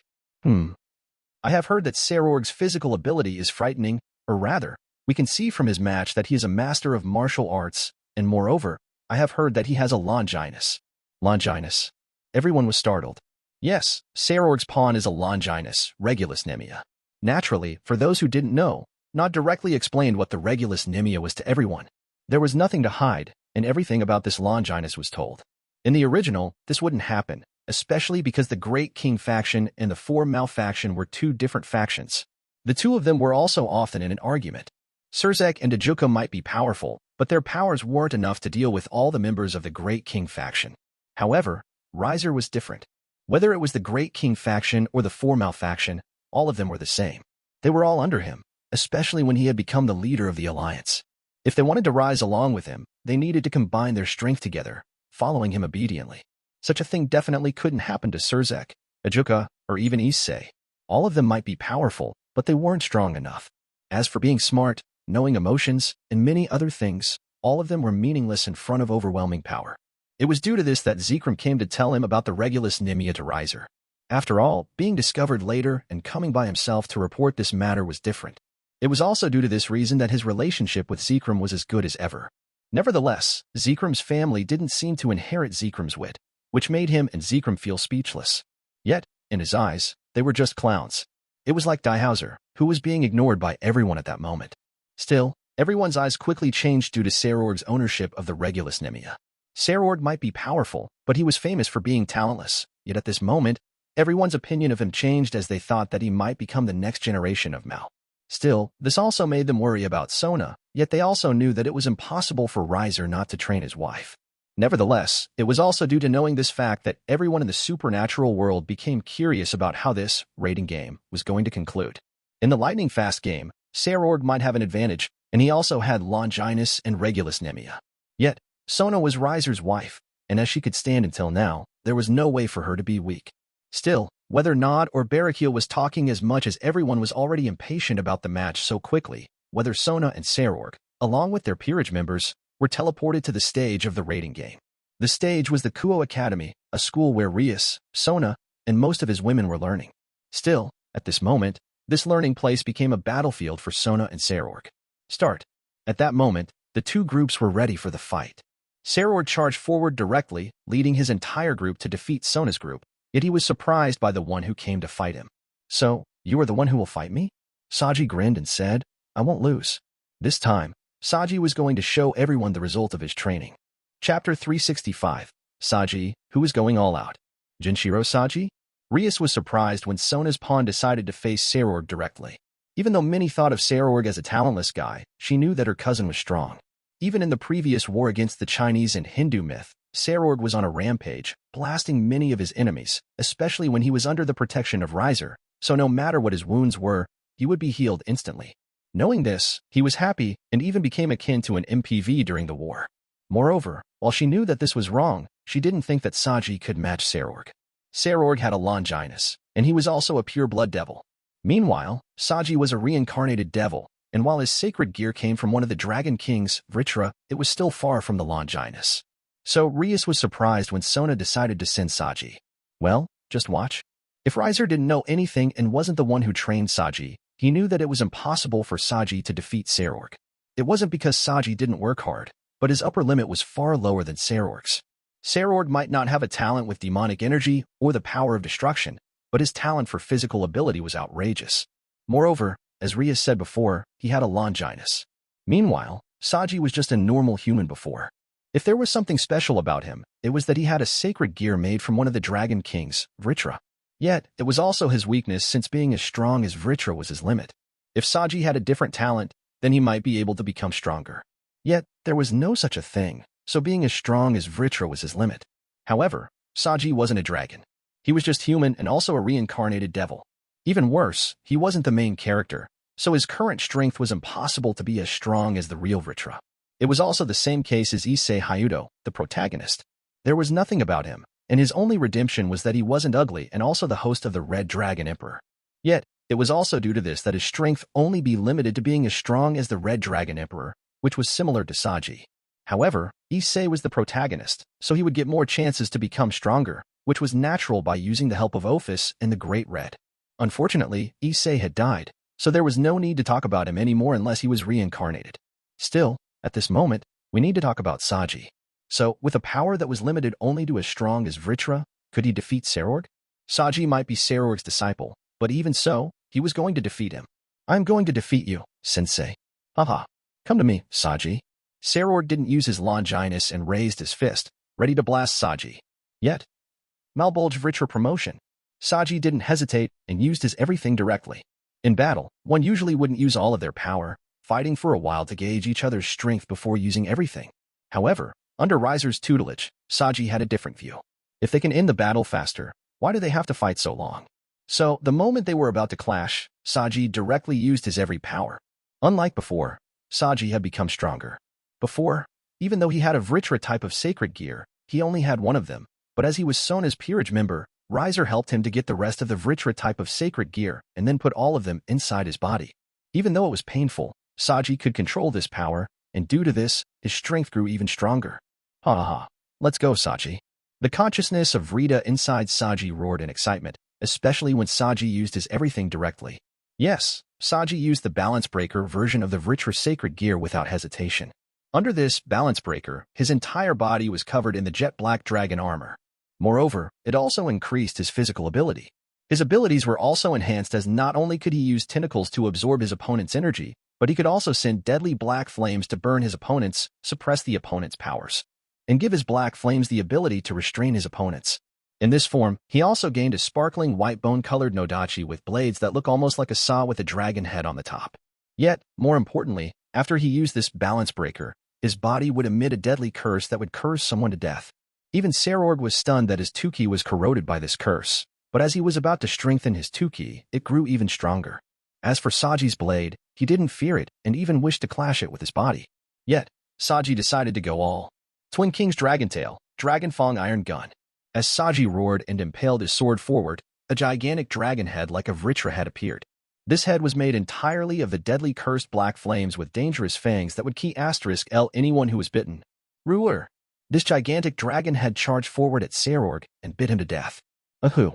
However, there was no way for Sairaorg to be defeated so easily. Still, his body was severely injured by the sudden powerful attacks, and the area in the surroundings was demolished. Yet, when he was about to fight back, the dragon's head suddenly blasted deadly energy into him. Boom. Sairaorg-sama. All of Sairaorg's peerage members were startled by this sudden change, yet they couldn't help their master as Sona and her other peerage members took them down in a group, and some of them were even easily defeated, considering Sona chose the weak target first. At this moment, Sairaorg's peerage members were bullied by Sona. Sona's victory was in front of the eyes. Nevertheless, Rias and the others, who didn't know about Sona's strength, were dumbfounded since they didn't expect Sajji to be this strong. Dear, I'm just helping his training. Compared to those self-proclaimed genius or prodigy trainers, being trained by Riser was definitely far better. Yet, it was impossible for Sairaorg to be defeated so easily. My lion, King of Nemea. You, who has been called King of Lions. Answer my howl and turn into my armor. When Sairaorg was about to lose, he started to sing, then shouted, "Balance break." His body suddenly exuded a golden light, trying to fight back from Sajji's deadly attack. Boom. Yet, even under such a powerful attack, there was no notice about Sairaorg's disappearance. Instead, what was seen in the aftermath was a tall and strong figure with a golden lion armor whose helm has a golden mane growing from it and a lion's face on his chest. Sairaorg-sama. There were many people who still believed in him, and he definitely wouldn't lose so easily. Chapter 366. The result is obvious, right? Regulus Ray Leatherex. This is the subspecies balance breaker of the Longinus sacred gear, Regulus Nemea. It is achieved when the lion is sealed inside Regulus Nemea. Regulus combines with his master, Sairaorg Bale. In this form, Sairaorg was covered in golden lion armor, increasing his offense, defense, and speed to a drastic extent. Still, the main ability of this balance breaker was to increase his defense, which made him relatively immune to a projectile type of attack and allowed him to focus on the physical battle. Sajji. Even so, it was a bit too late for him to use this form, and his body was wounded severely by Sajji's attack. Yet, even if he was in pain, he was grinning happily, like a beast. Sensei. Yet Sajji also appeared vicious and charged forward Sairaorg. Facing this invitation, Sairaorg was also charged forward. A fist met a sword. Their collision echoed through space and caused the earth to be gouged, the buildings crumbled, and trees were uprooted. Everyone inside the battlefield quickly moved away from their battle, but even so, no one stopped fighting. Still, there was no doubt that the protagonists of this battle were Sajji and Sairaorg. The fight is between the host evil Dragon King, Vritra, Sajji Jinchuru, against the heir of the Bale House and the owner of the Nemea Leon, Sairaorg Bale. The audience focused on their battle and couldn't look away as they were afraid to miss their fight. Meanwhile, Sona and her peerage members mowed down all of Sairaorg's peerage members. Yes, most of Sairaorg's peerage members have been taken down. It couldn't be denied that Sairaorg's peerage members were strong, especially his queen, Keisha Abaddon, a member of the Abaddon House, which had the power of the Hole, an ability that allowed her to create a hole-like portal anywhere she wished to. Yet, even so, Keisha was helpless against Sona's peerage members. At this moment, Sona didn't even do anything, and she just let her peerage members take down the rest as she made various orders, depending on the situation. Nevertheless, her first target was those weaklings and supporting roles of Sairaorg's peerage members. As for Keisha, they could leave her sooner or later. If Keisha didn't want all of her friends to be defeated, she could only come. While Sairaorg fought Sajji, all of his peerage members were defeated. Sairaorg-sama. Keisha closed her eyes in regret as she watched Sairaorg's figure fight bravely against Sajji. Yes, Sairaorg was strong, yet a brain or strategy wasn't his virtue. His way of fighting had always charged forward with him as a leader, and then the rest followed him from behind. Frankly, this strategy wasn't bad, and there were many who did so. Even Riser also did the same. However, this strategy had a big weakness, and that weakness was that this leader needed to be strong enough to defeat all of his opponents instantly. Unfortunately, Sairaorg wasn't strong enough to do that with Sajji. Still, there was no doubt that Sajji had a disadvantage, and the reason why he could hold on was all due to his guts. Erdgag. Nevertheless, watching Sajji fight with his everything, the rest couldn't bear it, and moreover, they had defeated the rest, which meant that they only needed to defeat Sairaorg. Still, Sona shook her head and said, "Let's just wait. Let him fight." Frankly, she didn't care much about this man-to-man fight, but as Sajji had worked hard, she decided to appreciate him even though she didn't think that he would be able to win. Nevertheless, due to Sona's words, everyone waited and watched how the fight between Sairaorg and Sajji was about to conclude. As expected, Sajji lost, but he hoped that his cool fight could be remembered by everyone. Unfortunately, no one cared much about Sajji's loss since they knew that Sajji didn't die, and he would be okay as long as he was teleported back to the infirmary. Moreover, with the current medical technology, it was impossible for him to die in his current situation. Still, even though Sairaorg had defeated Sajji, it didn't mean that he wasn't injured. His body was corroded by a curse, and many parts of his armor were broken by Sajji's fangs. Nevertheless, facing Sona's group, he was calm and said, "You were kind to wait for me. Don't misunderstand. I respect my servant's choice, and since he wants to fight you alone, then I let him do so, but this is a battle after all. No matter whether you are fair or not, it doesn't matter as only the winner will be remembered." You are right. This was easy to see since whether it was the original Lucifer, Zerzek, or many others, those who died were forgotten and even pictured as villains by the winner. The winner took everything. Yet, this was the natural law of this world. Then come. I won't lose so easily. Even if he was surrounded by many, so what? He wouldn't lose. Yet, Sona didn't even bother to listen to Sairaorg's words and directly ordered her servants. All of a sudden, Rina used her mocking gear, fair play, and multiple floating small satellites to shoot out beams of light towards Sairaorg. Still, Sairaorg only shrugged off all of that attack. A long-range projectile is meaningless to me. His Longinus allowed him to be protected by the long-range attack, but Sona only shook her head. Although the Regulus Nimia protected Sairaorg from long-range attack, it didn't mean that he was completely immune. As long as they drained his energy, that protection would disappear. Moreover, Sairaorg was startled since, all of a sudden, his senses were all messed up. He suddenly became blind. His nose smelled an intense, disgusting scent, his ears were constantly attacked by annoying noise, and he could feel that his body seemed to touch something slimy. Momo Hanakai also started to act by using her black caviar to cast an illusion on Sairaorg. Sairaorg might be protected by a long-range attack, but what about an illusion? Moreover, this wasn't all since Tomo, Zenobia, Yura, Ruruko, Sabaki, and Rosweiss also started to attack Sairaorg at the same time. This was the difference between a beast and an intelligent creature. If a beast could only move around using its instinct to fight, then the intelligent creature used their brain to fight. Still, there was no way for him to lose. The power of feeling, this was probably how one could become stronger. So, at the time when Sairaorg was about to lose, he started another chant, yet. Stab. Sairaorg felt intense pain in his lungs before he was teleported and disappeared. No one could say anything. Everyone fell in silence, dumbfounded, as they realized how strong Lucifer's wife was. The winner is Sona Citri. Ahoo.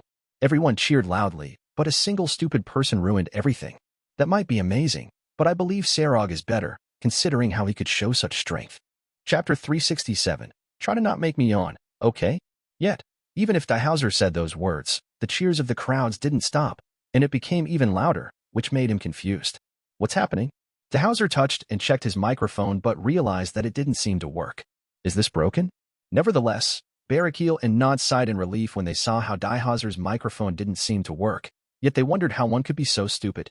They wanted to curse Dhauser's stupidity since it seemed like this guy never learned at all. Fortunately, Riser anticipated this situation and turned off all the cameras that faced Dhauser and turned off the speaker and microphone by using his unknown dictator. With this sacred gear, he could manipulate iron and electronic devices, so it was easy for him to stop Dhauser. What's wrong, Riser-chan? Sairaorg asked. Well, if it was someone else, they might keep this matter a secret so Dhauser wouldn't be hated. But who was Riser? Hearing his story, everyone looked at Dhauser in indignant, wondering what was wrong with this guy. What's wrong with him? He didn't even join the war, right? How ridiculous. Unlike many who had joined the war, Dhauser, while he was a champion, didn't join the war with the Chinese and Hindu myth as he expressed his view that this war was meaningless and it would key ** many, which he wished for Riser to stop. While the media was mostly controlled by Riser, there were some who didn't know their places. Still, Riser ignored all of them and waited for them to come out. Then, when the victory came, even if he didn't do anything, the media were all destroyed and went bankrupt. Many of those who were working were even being * led by fanatics. After all, not everyone can be as strong as Dhauser, who could protect himself. So, all of them died. Just like that. Nevertheless, until now, Dhauser couldn't even understand his mistake and kept thinking that he had always been right. Still, it didn't mean that Riser didn't understand Dhauser. While Dhauser had nothing, he might not be wrong and even respectable, but as he grew stronger, he gained a privilege that he had never felt before. Still, when Riser came to power, that privilege slowly disappeared. If there was a reason why it didn't disappear completely, it was because he was known as the champion, the only devil who had never lost in the raiding game. Dhauser's power was strong, but even so, he was nothing in front of Riser. Still, when one had been in the comfort of luxury, it was hard for them to return to how when they were poor. As his rights, popularity, and wealth slowly disappeared, naturally, Dhauser tried to fight back. Unfortunately, his method was wrong. Dhauser thought that as long as he worked hard and fought, he would be rewarded. But there was something known as impossible after all. Sometimes, knowing how to give up was a good thing. Even if one couldn't give up, they could use their brain to pretend, and when they gained power, they could move. Yet, Dhauser didn't seem too smart, and his pride blinded him, thinking that he would be okay. Still, even if there was trouble with his power, nothing could stop Dhauser. Even some media decided to help him, giving him a space to talk, showing that his power and prestige were still there. Unfortunately, Dhauser had chosen the wrong opponent. Riser chant, key asterisk him. Riser looked at Sairaorg and wanted to laugh. Relax. I'm going to fight him soon anyway. Hearing his words, they somehow wanted to laugh. To be honest, they forgot about his match with Dhauser since Riser didn't make any preparations. He was the same as ever. Nevertheless, this was normal, and they didn't think it was weird. After all, Dhauser wasn't even Riser's opponent. Still, Riser had always been confused. Why was there always trouble around him? Even though he had cleared up Issei, Ajuka, Azazel, and even Vala, many still jumped up, showing that they were unsatisfied with him. Even if he had defeated the Great Red, the Hindu myth, and the Chinese myth, many didn't think that he was strong, and they still thought to fight him. Meanwhile, why were there no people who tried to fight those who were strong like the Great Red, Indra, or Buddha before? If there was a reason, Riser thought that it might be because he was the new generation or he wasn't ruthless enough. Yet, even so, he wouldn't change and become more ruthless since being ruthless meant that he would lose a companion. It was like the Great Red and the other dragons who could only stay alone in their lives. While he didn't mind being alone, he had tasted the sweetness of the companionship. If there was someone who had to become a loner, then it shouldn't be him but those who provoked him. Still, Riser knew that sometimes, an individual was just too stupid. His silence was thought of as a weakness, but wasn't this how a creature was? Nevertheless, Riser didn't bother with Dhauser. With the end of the battle between Sona and Sairaorg, Riser decided to throw a party, and naturally, Dhauser wasn't invited and just left alone. The respect that everyone had for Dhauser had already disappeared. Still, Dhauser had a chance. The raiding game between Sona and Sairaorg was nothing but just an appetizer. What made everyone excited was the fight between Riser and Dhauser. Lucifer and Champion. Who would win? Just kidding. What kind of stupid question was that? Even the children knew who would win. Even those who were fanatics toward Dhauser couldn't make an argument that he could win against Riser, yet inwardly, they still hoped for Dhauser to show a miracle. Dhauser also thought so since he was going to show his power in front of everyone. Riser might be strong, but his arrogance was going to be his downfall. So, at the raiding game, when everyone was already prepared and waiting for the battle, Dhauser faced Riser and thought that he would show him why he was called the champion. Meanwhile, Riser tried to hold his yawn since he felt this fight would be boring. Riser-sama, please try not to yawn. Your image might be ruined due to this.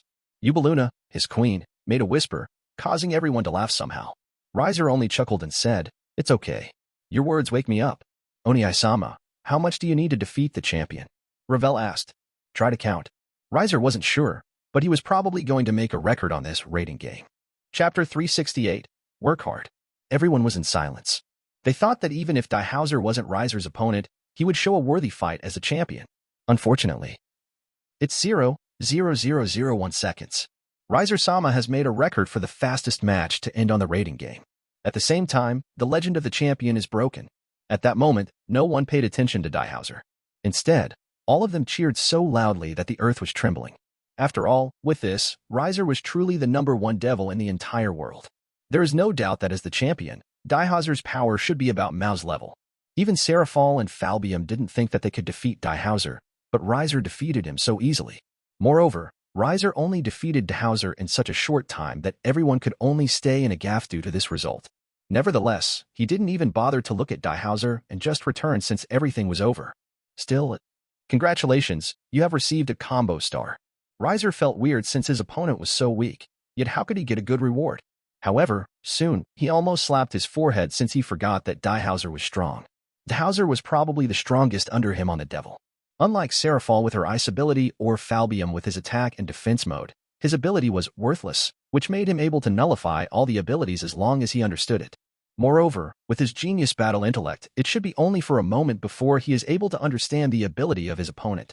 Riser didn't exaggerate this matter since this was the truth, but there was a huge difference between the first and the second, and this gap was impossible to shorten no matter how hard Dhauser worked.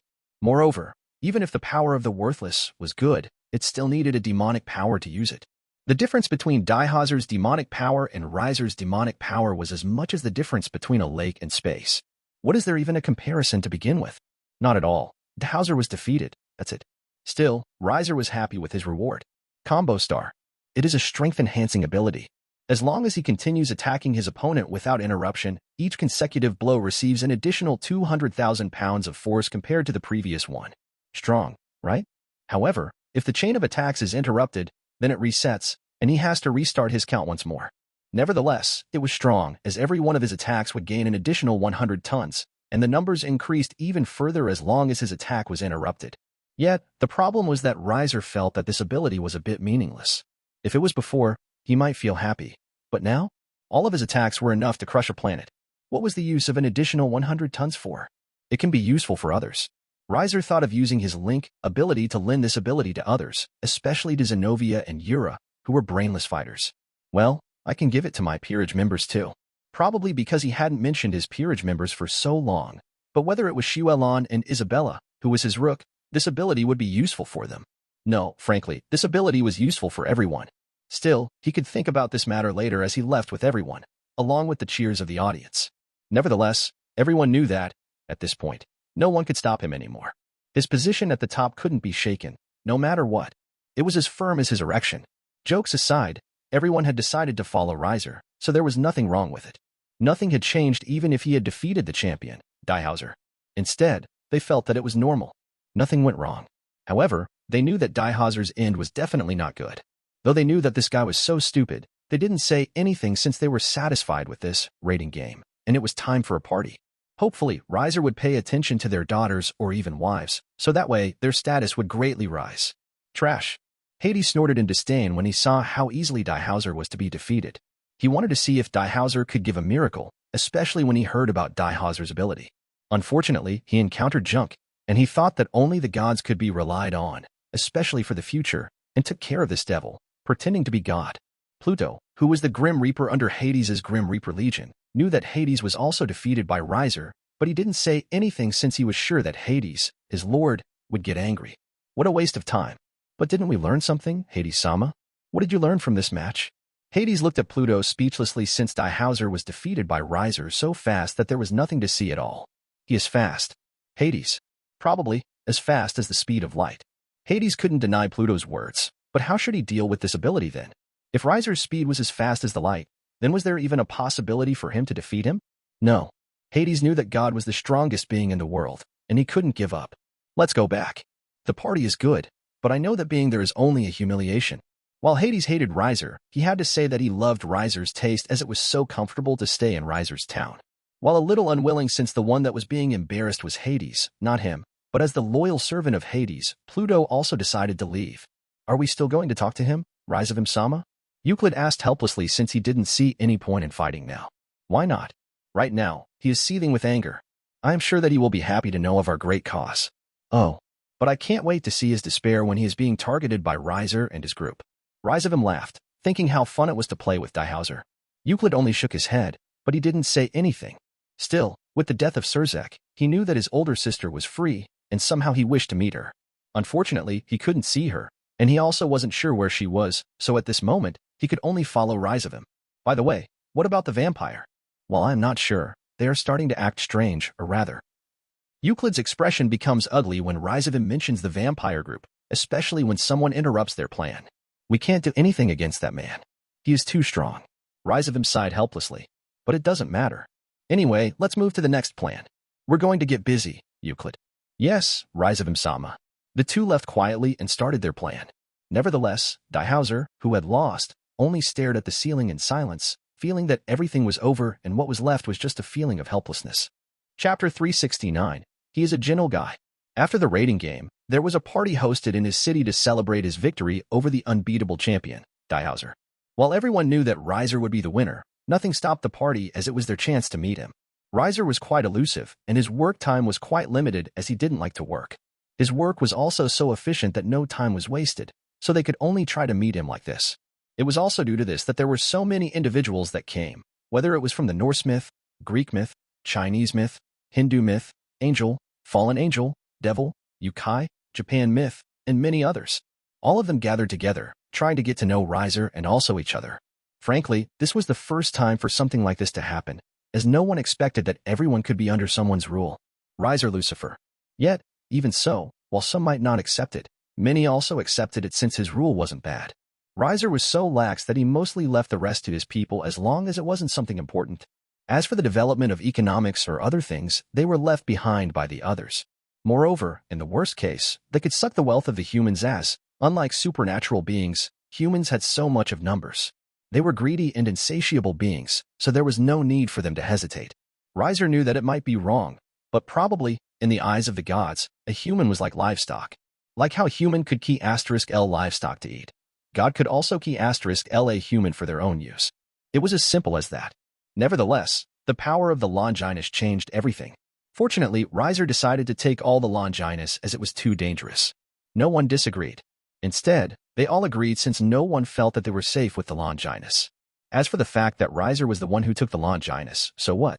They couldn't defeat him anyway, and he could key *L them anytime, so why should they think too much? Even with Longinus, Riser would, at best, be a little stronger than usual, so there wasn't much changed, and no one thought to challenge him other than the stupid ones. Still, if they thought that they could trouble him, Riser had to say that they were wrong since his big project was about to finish, and he also had a spy organization like the CIA, KGB, MI6, Cabinet Intelligence and Research Office, or even RAW. Yet, he knew that the world wouldn't let him be at peace. While everyone was talking happily with him about many things and even invited him to visit their places, which he rejected, he noticed Michael's melancholy expression. "What's wrong, Michael?" Michael stopped, then closed his eyes, then said firmly, "Riser-sama." Riser raised his brow since he knew that it would be the first time for Michael to use the sama suffix on him. Frankly, he didn't care what the others called him, but like it was as natural as a human breathing oxygen, they subconsciously used the sama suffix on him. However, Michael was different after all, as he had been with him when he hadn't reached this height. Moreover, no matter what, Michael was still an angel, a being who served under God and the enemy of the devil. Even though they had become allies or even his subordinates, he knew that there was still resistance to Michael, but at this moment, Michael had probably already acknowledged that he was above everyone. Was it due to the holy affinity that he received from Irina before? There was a high chance, but it didn't matter since he wanted to know what was happening to Michael. It was easy for him to know what was happening as long as he asked his followers, but hearing it from the source was better, right? It also showed Michael's loyalty to him. Though, if Michael decided to betray him, it also didn't matter since the angel had no power to fight him. All the resistance was meaningless. It was like how Dhauser could do nothing in front of him. Moreover, they got the peace that they sought after, and no one died anymore. So it was good, right? Especially when Riser also helped with the completion of the interdimensional room, which gave the angel a chance to mate without becoming a fallen angel. At this moment, the majority of the angels had listened to him much, but I know that I have promised you to meet the user of the Zenith Tempest, but he is such a troublesome child. Michael let out a helpless sigh. A child has always been a child. They firmly believed in their opinion without considering others, ignoring the consequences, and thinking that they had always been right. If it was facing others, Michael would believe, but this child was going to face Riser. Michael knew the consequences of facing Riser, so he might as well have expressed his thoughts directly, truthfully, without hiding anything. Still, there was no doubt that Michael's words caused the mood of the party to slightly dampen, but Riser was as calm as ever. "What are you going to do? He is still a child. I hope to give him a chance since he is a good child, and as long as he learns, he will reflect. But what do you think, Riser-sama?" Riser looked at Michael with a smile and thought that even if the angel was known for their pureness, they were still crafty, and they knew what they should do. In the end, an angel was a being that lacked a desire and was moved by their logic. Naturally, that didn't mean that it was as absolute as the fact that there was also a fallen angel. "You can do what you want, Michael. I don't need to remind you." "Thank you, Riser-sama." Bowing his head, Michael was full of sweat, thinking that he should give Gabriel as soon as possible so they could strengthen the tie with Riser, but as expected, the group of humans had always been in trouble, which made him helpless. Riser didn't care about what was happening on the angel's side since it was a small problem for him. Nevertheless, as the party was over, he thought of going to his wife since he knew that she would reward him well. When Riser was on the bed, not only Sona but also a familiar silver hair was there whose face and body were slightly hidden on the blanket. Was it Graphia? What a cute widow. Was she shy? Yet, it didn't matter since he was going to be gentle. Chapter 370. The villain can't catch a break. No, it wasn't Graphia, but it was Rosweiss. However, nothing had changed since Rosweiss also wished for him to take her down. Weiss was so happy at this moment that she lay on his arm like a kitten as she slept contently. She had been waiting for this moment after all, and she also had been quite restless, especially when, one after another, many girls became women due to him. Yet, she was the only one that was left behind. Was she going to stay single like this? Without any experience and not knowing what to do, Sona, her master, reached out to her, and somehow, she understood why such a holy being like Irina was so much in love with him. Still, this lewd activity was nice, she thought, especially when it was done with someone that she loved the most. Weiss thought that she wanted to recover as soon as possible so that she could be with him more. Watching how happy Weiss was, Riser didn't feel surprised since he had to say that he might have neglected her, yet with so many women around him, it was hard to take care of all of them fairly, so while it was unfair, he chose after his wife and those of his favorites. Nevertheless, all of those with him were his favorites, so nothing really changed much. If there was something that he was glad about, it was the fact that he was a Phenex since it made him able to recover faster, and he wouldn't get exhausted no matter what. Congratulations, you have received Tun Tun no Mi complete version. Riser wasn't sure about this reward, but since he got it, then it didn't matter. Tun Tun no Mi. It was devil fruit that gave him the ability to manipulate weight. Frankly, this ability overlapped with Combo Star, but since he got it, it didn't matter. Still, he might have realized it, but the rewards he got from a woman were much better than the reward he gained from defeating his enemy. Was it because he was too strong? That's probably the reason. No one in this world was his opponent, and it was also due to this that he wasn't in a hurry to clear up everything. When Issei returns from death, he can clear up all of them and then gain peace. What would he do after he gained his peace? Riser wasn't sure, but he could think about that later since he knew his life as a devil would definitely be a long one. Still, let's talk about the difference between Tun Tun no Mi and the Combo Star. The two of them had the ability to add weight to his attacks, but if the Combo Star was given when he attacked someone, Tun Tun no Mi would integrate into his body.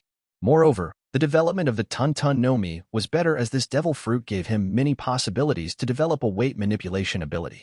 If he wished to, he could make someone else's weight increase and make them unable to move. It was like gravity manipulation to a certain extent. Naturally, there was a limitation since, unlike gravity manipulation, which was one form of force, weight was something from the body, a mass, so if his body couldn't bear the mass, it would be impossible for him to increase his weight to an unlimited number.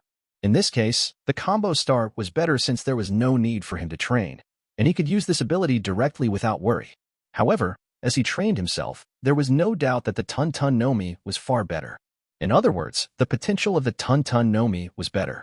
Still, as he lay on his bed, he thought about Issei once again. He had a feeling that Issei would return to this world soon, and by that time, he knew that he should key *L him as soon as possible. Yet, there was no doubt that it wouldn't be easy. Issei's existence was something that was born due to the will of this world. It might not be wrong to say that he was the child of this world. Meanwhile, Riser was like an invader who destroyed the natural course of this world. Yet, that was how the world worked, right? Those who were strong got everything, and those who were weak would be defeated. Even in the original, the reason why Issei could get all of the glory was because he was able to defeat all of his enemies. If Issei was defeated, then it was impossible for him to become the main character. Nevertheless, who would become Issei's help? Future Gasper, Hero Faction, and the remnants of Valis Group. Riser knew that those three would become part of Issei's help. Yet, Riser knew that they wouldn't be the only ones. There must have been another force. If the Great Red and Ophis weren't by his side, he knew that they would also become Issei's help.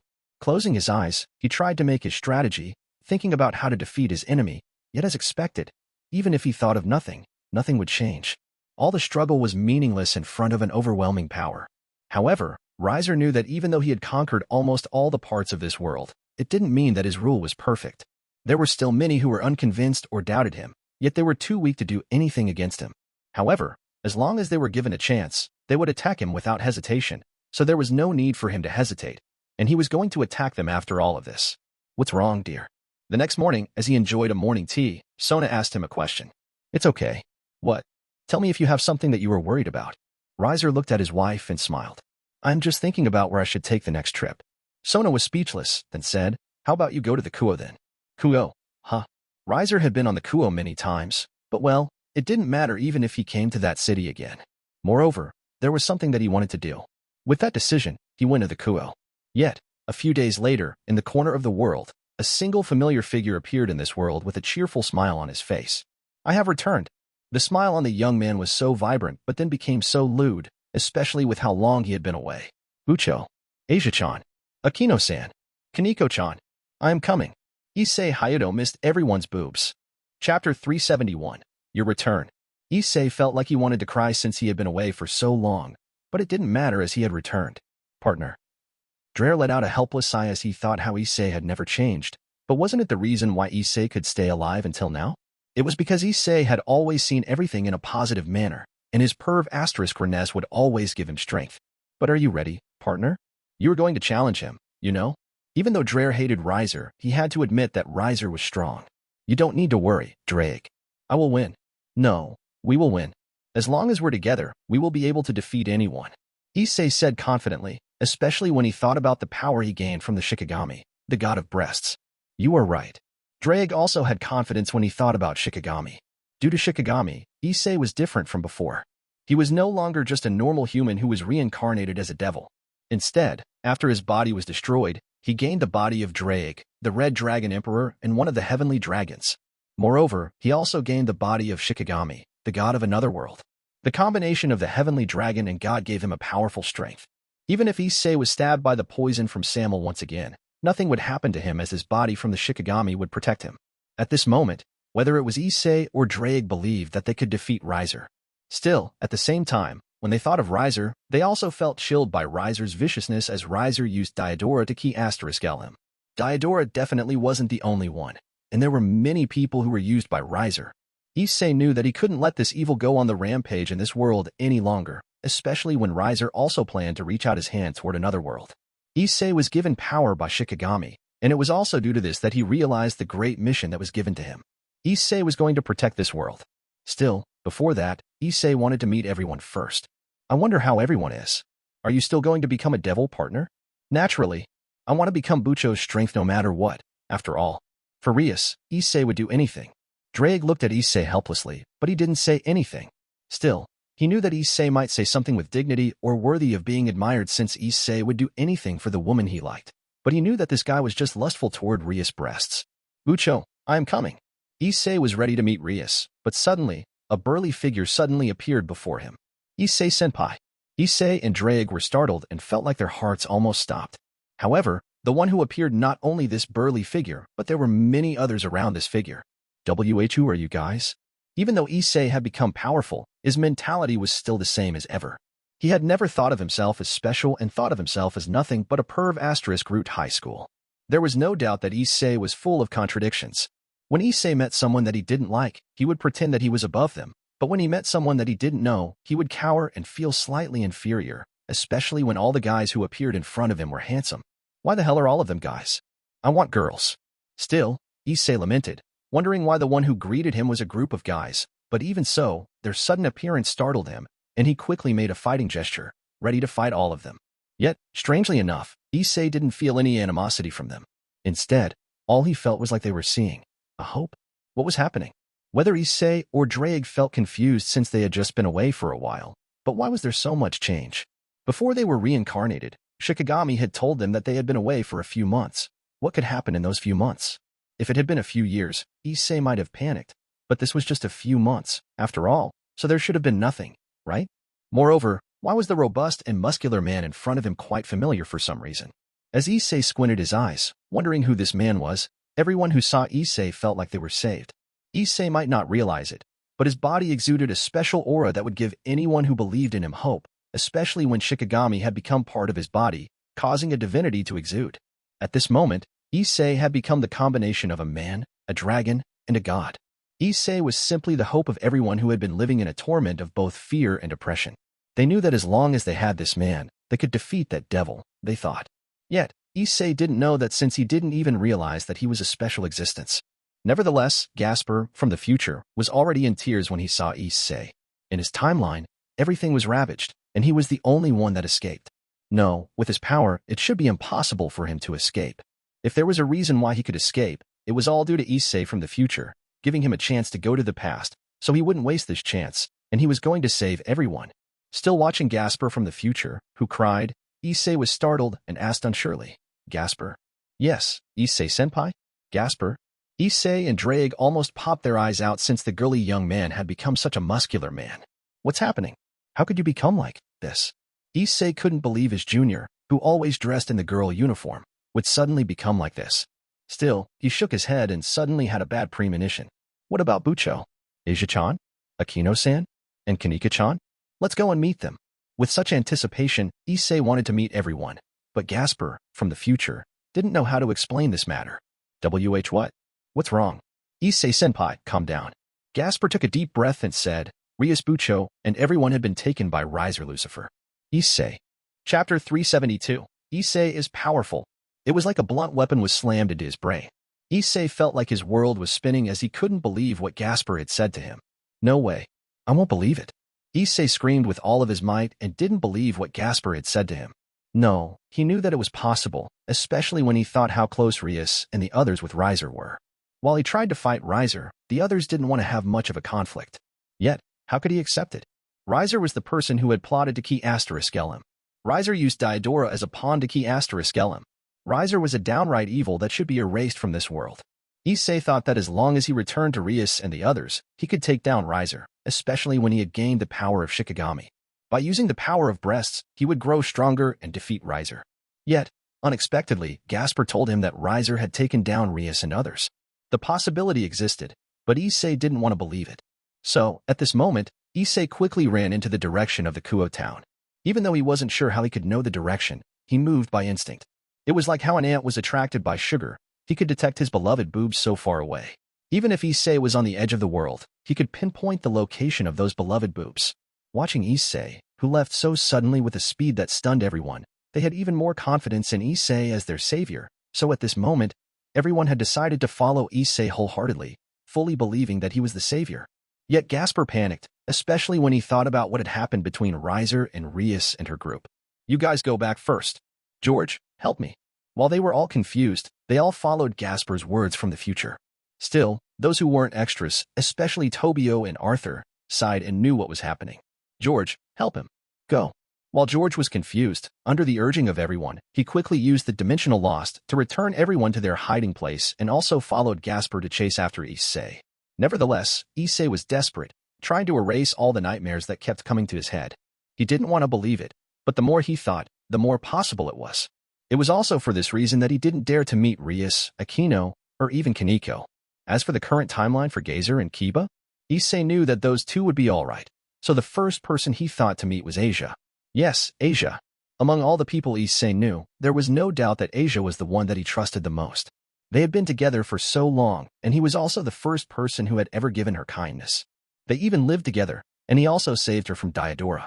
Even if the others got angry at him due to his stupidity and root act, she would only scold him lightly before relented to his worldly desire as she had probably given up.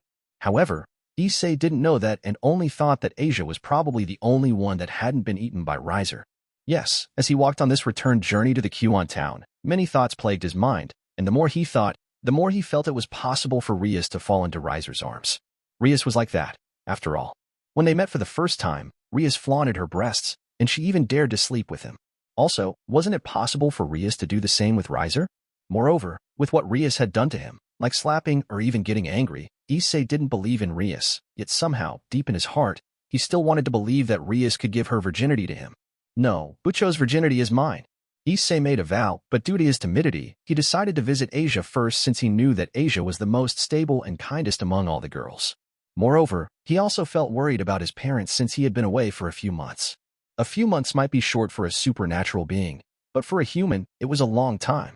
Still, he didn't think that Riser would do anything to his parents since he knew that unlike him, whose heart was small and even stinky, Riser's heart was so vast that Riser wouldn't even care about a small being such as his parents. Yes, his parents were normal humans. Even so, they were his parents. Still, if Riser dared to do something unforgivable to his parents, then he wouldn't give it to him. With that thought, he quickly arrived at Kuo town without realizing how powerful he had become. Issei planned to go home and check with his parents and also Asia since they were living together.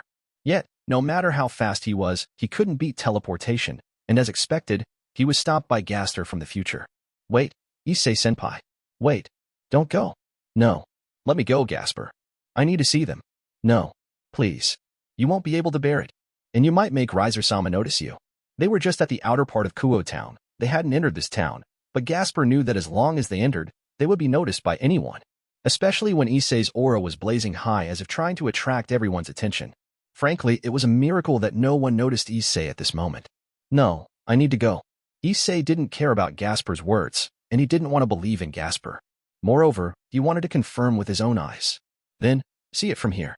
Your eyes should be able to see your house from this spot. Eh? Gasper didn't think to stop Issei anymore since it was impossible for him to stop. His power might reach the super devil, but Issei's power was already comparable to the Great Red. Yes, Issei was as strong as the Great Red. Shikigami wasn't a weak god. Instead, he was a powerful god worshipped by every man. Moreover, breasts were the spring of life. In other words, Issei, who had combined himself with Shikigami, had become the god of life. Still, Gasper's words awoke in Issei. While he was stunned, he squinted his eyes, trying to search for his house, and he was surprised that he could see it from such a distance. After all, this had never happened to him before. Was this the power of Shikigami? Issei thought that he might need to learn more about the power of Shikigami, but with his brain, he was afraid that it might be a little hard to do. Nevertheless, it was great to know that he had become powerful.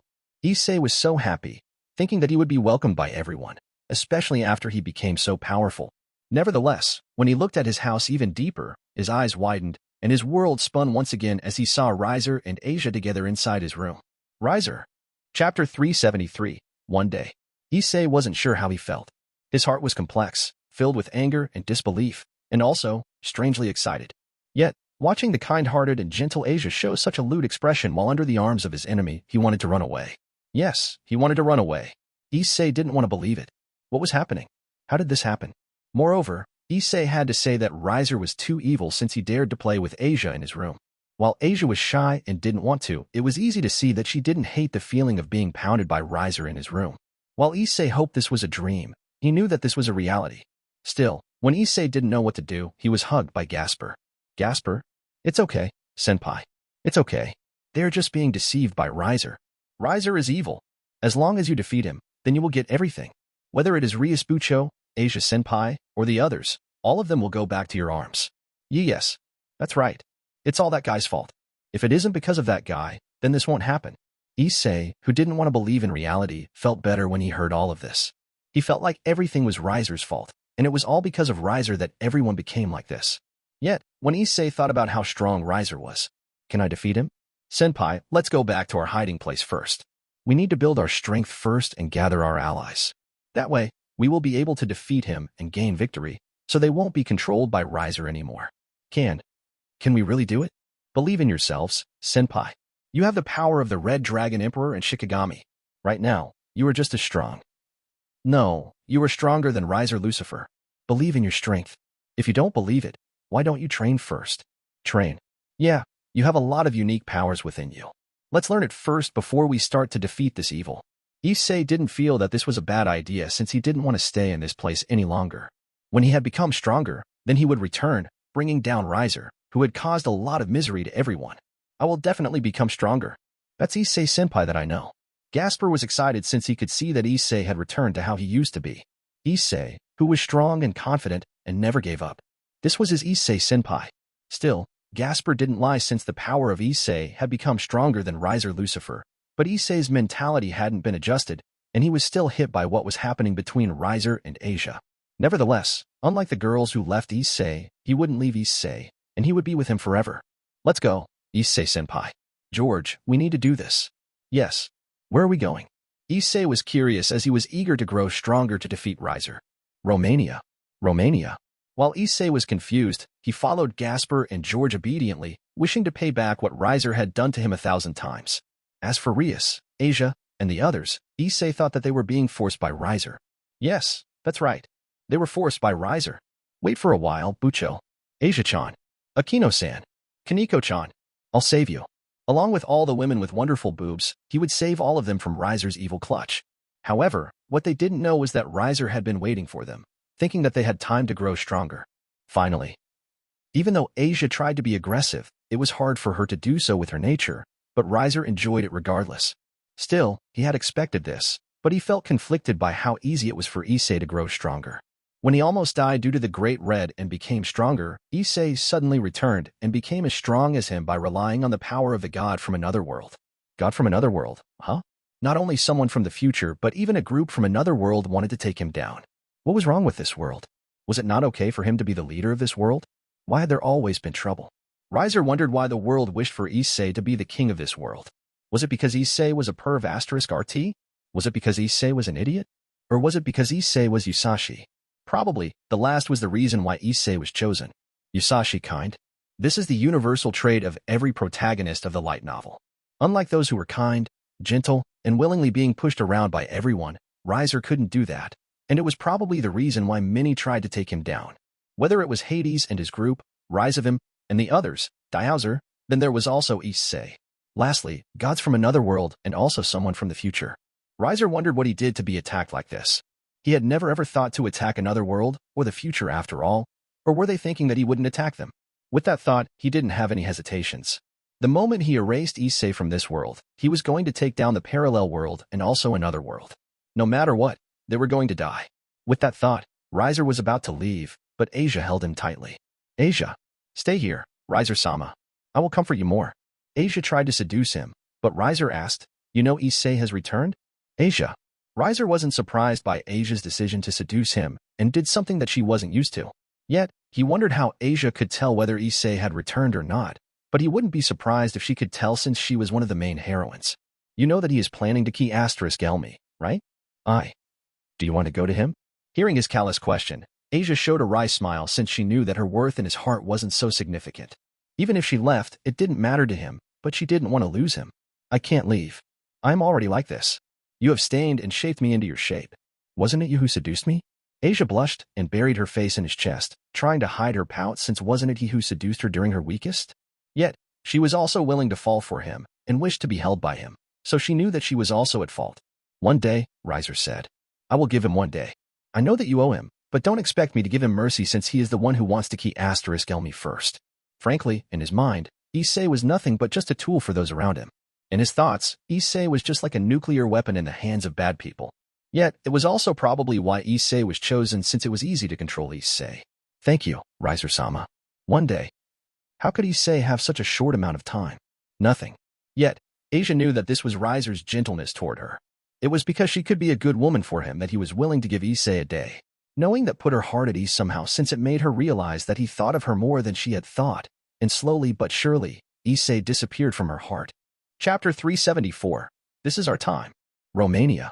It was one of the biggest countries in Eastern Europe. While Issei didn't know why he was brought to this place, there was no doubt that this was the best place to hide. Why?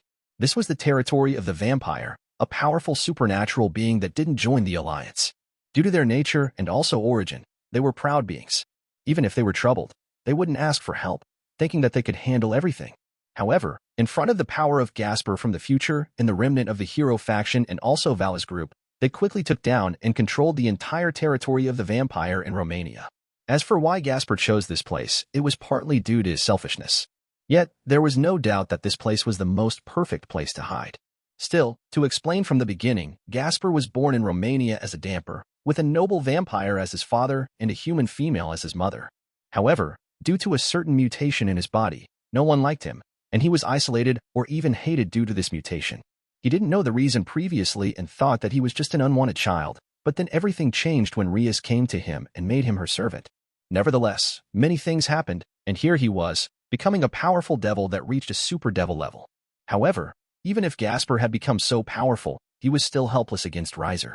Even in the future, Issei was unable to do anything, so here he was, returning to the past, trying to get rid of Riser, nipping off the bud before it bloomed into a carnivore flower. Issei was that hope.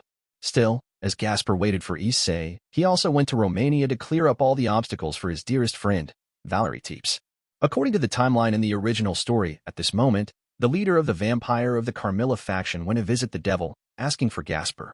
However, such a thing didn't happen on this timeline since Gasper from the future came and cleared up everything for Valerie Teepist.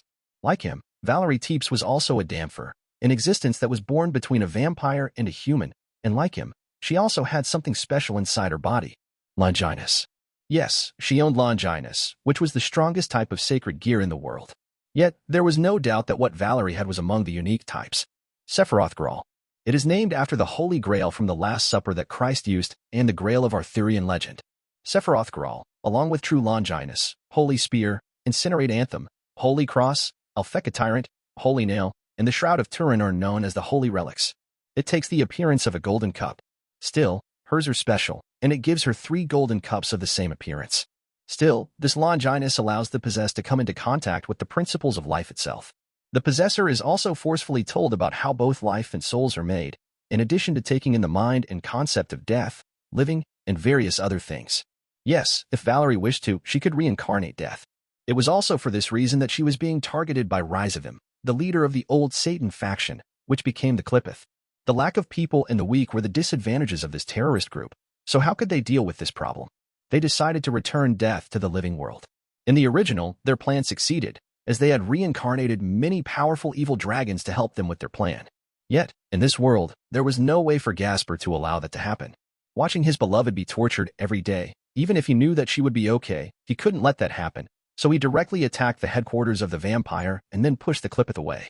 Naturally, he also took down the vampire group along with 2 noble houses, but they weren't his opponents. Some of them might fight, but facing his power, nothing could be done. If they wanted to escape from Gasper, they needed the help of the Alliance, but the arrogance of the vampire knew no bounds, so they might as well become followers of Gasper in the future, considering he was partly a vampire. Still, Valerie, who saw Gasper as the future, also happily helped him, and it was also due to her that their plan for this revolution saw bright hope. Is this where the vampire is living? Issei asked curiously and also felt a bit strange as everyone was staring at him with reverence. Still, he never understood his power, so he didn't know what kind of effects his small action, just walking like this, would have on everyone. Yes, this is the territory of the vampire. It's a secret place that no one will come to us. Isn't that a perfect place? Nevertheless, Issei had to say that this place was quite gloomy as it was mostly dark. Still, compared to the hatred he felt at that moment, he didn't care much where he would stay. As long as he became stronger and defeated Riser, he would do anything. Senpai, you will be surprised after this. What? Issei was confused, but George, who followed them, could only smile since he knew that under the leadership of Issei, Gasper from the future, and also Valerie, everything would be okay. Still, the surprise that Gasper wanted to show Issei hadn't ended, and he brought Issei to a luxurious mansion within the territory of the vampire. While Issei was confused, he still followed Gasper until his eyes widened. CCC. Yo, Issei-kun. Surzek greeted Issei with a gentle smile. Surzek-sama. Issei was crying when he saw Surzek. However, Surzek wasn't the only one since Ajuka, Azazel, Odin, and many others. Yes, with the power of Sephiroth Graal, Valerie returned everyone from the land of death. Moreover, they weren't the only ones, as Valerie also reincarnated many others from evil dragons and those powerful beings that were dying. At this point, it wouldn't be wrong to say that their force wasn't even lost to the Alliance. Issei-kun. It's been a while. Yo, Red Emperor Dragon. Everyone was so happy to meet each other, and when they saw the power emitted from Issei, all of them saw hope. So the moment Issei calmed down, they quickly told him what was happening. Still, to not scare Issei, they tried to lower Riser and told Issei what kind of evil Riser had done to the world. This time, the initiative was in their hands, and they would definitely take down Riser. With that thought, they made Issei full of spirit so he would be ready to fight Riser. Yes, I will do my best. Issei shouted with all of his might, showing his determination to defeat Riser, yet what they didn't know was that Riser was already on his way to destroy all of them. Chapter 375, Greed and Catastrophe.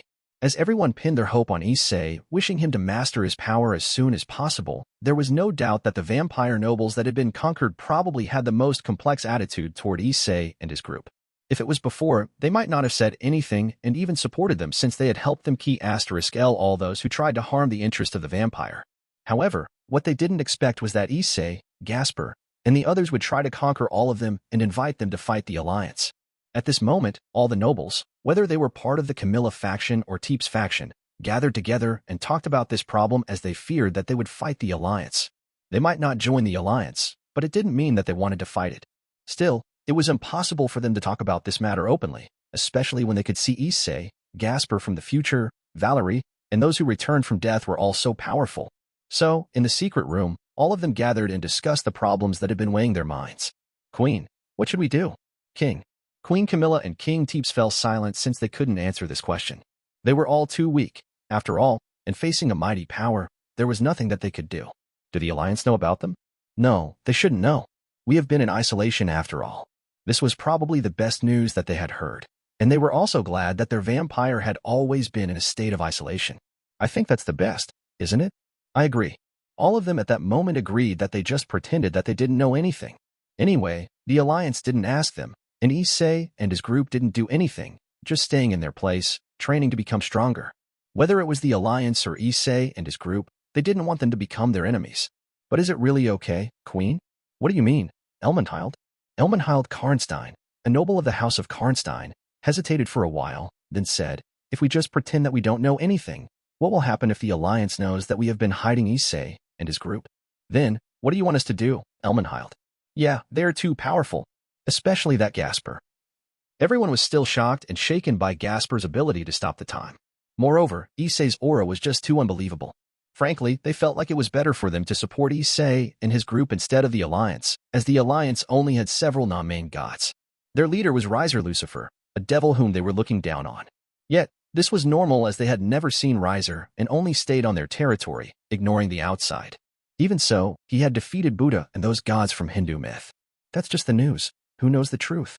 Elmenhild rolled her eyes, then said, I don't want to say this, but can we really fight the entire Alliance, and will this group of strangers help us?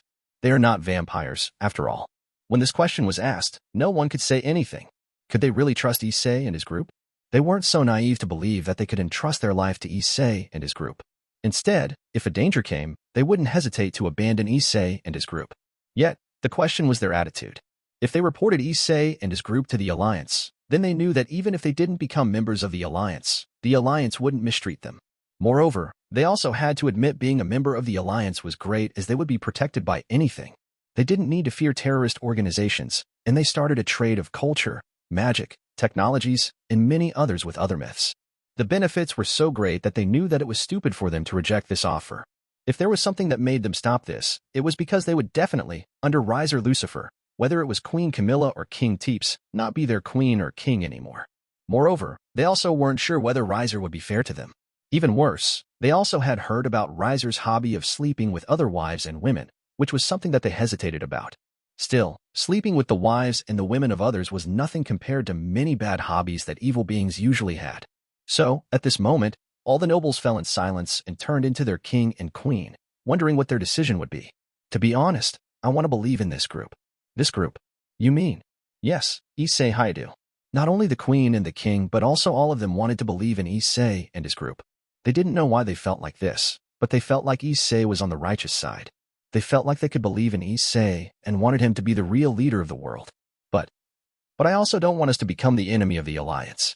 Yes, the Alliance might not be like that on the righteous side, but it was more realistic. The stronger got everything, and the weaker lost everything. If they had joined the Alliance when it was weak, it would have been great, but the Alliance had become a behemoth that if they joined, they were nothing but just a side character, so there was no doubt many were jealous of the East Yukai group, who had joined Riser from the beginning when he had nothing. Moreover, it was clear if they became the enemy of the Alliance, they would be key asterisk led by Riser, like the Chinese and Hindu myths that were ravaged by him. So, what should they do? Should they bet on Issei and his group? Or should they just give Issei and his group to the Alliance? After all, it wasn't bad to maintain the status quo. As they had a hard time determining what to do, Riser had already arrived at the territory of the vampire, and without hesitation, he took all the people inside this territory into the space created by the dualist, dimensional lost, and innovate clear reality phantasm. At this moment, no one thought that they were teleported into a different dimension, especially when Riser used the area of invisibility ability, but it didn't matter since Riser had decided to erase all of them. Cardinal catastrophe. The sea of fire swallowed everything, burnt, and key asterisk led everything.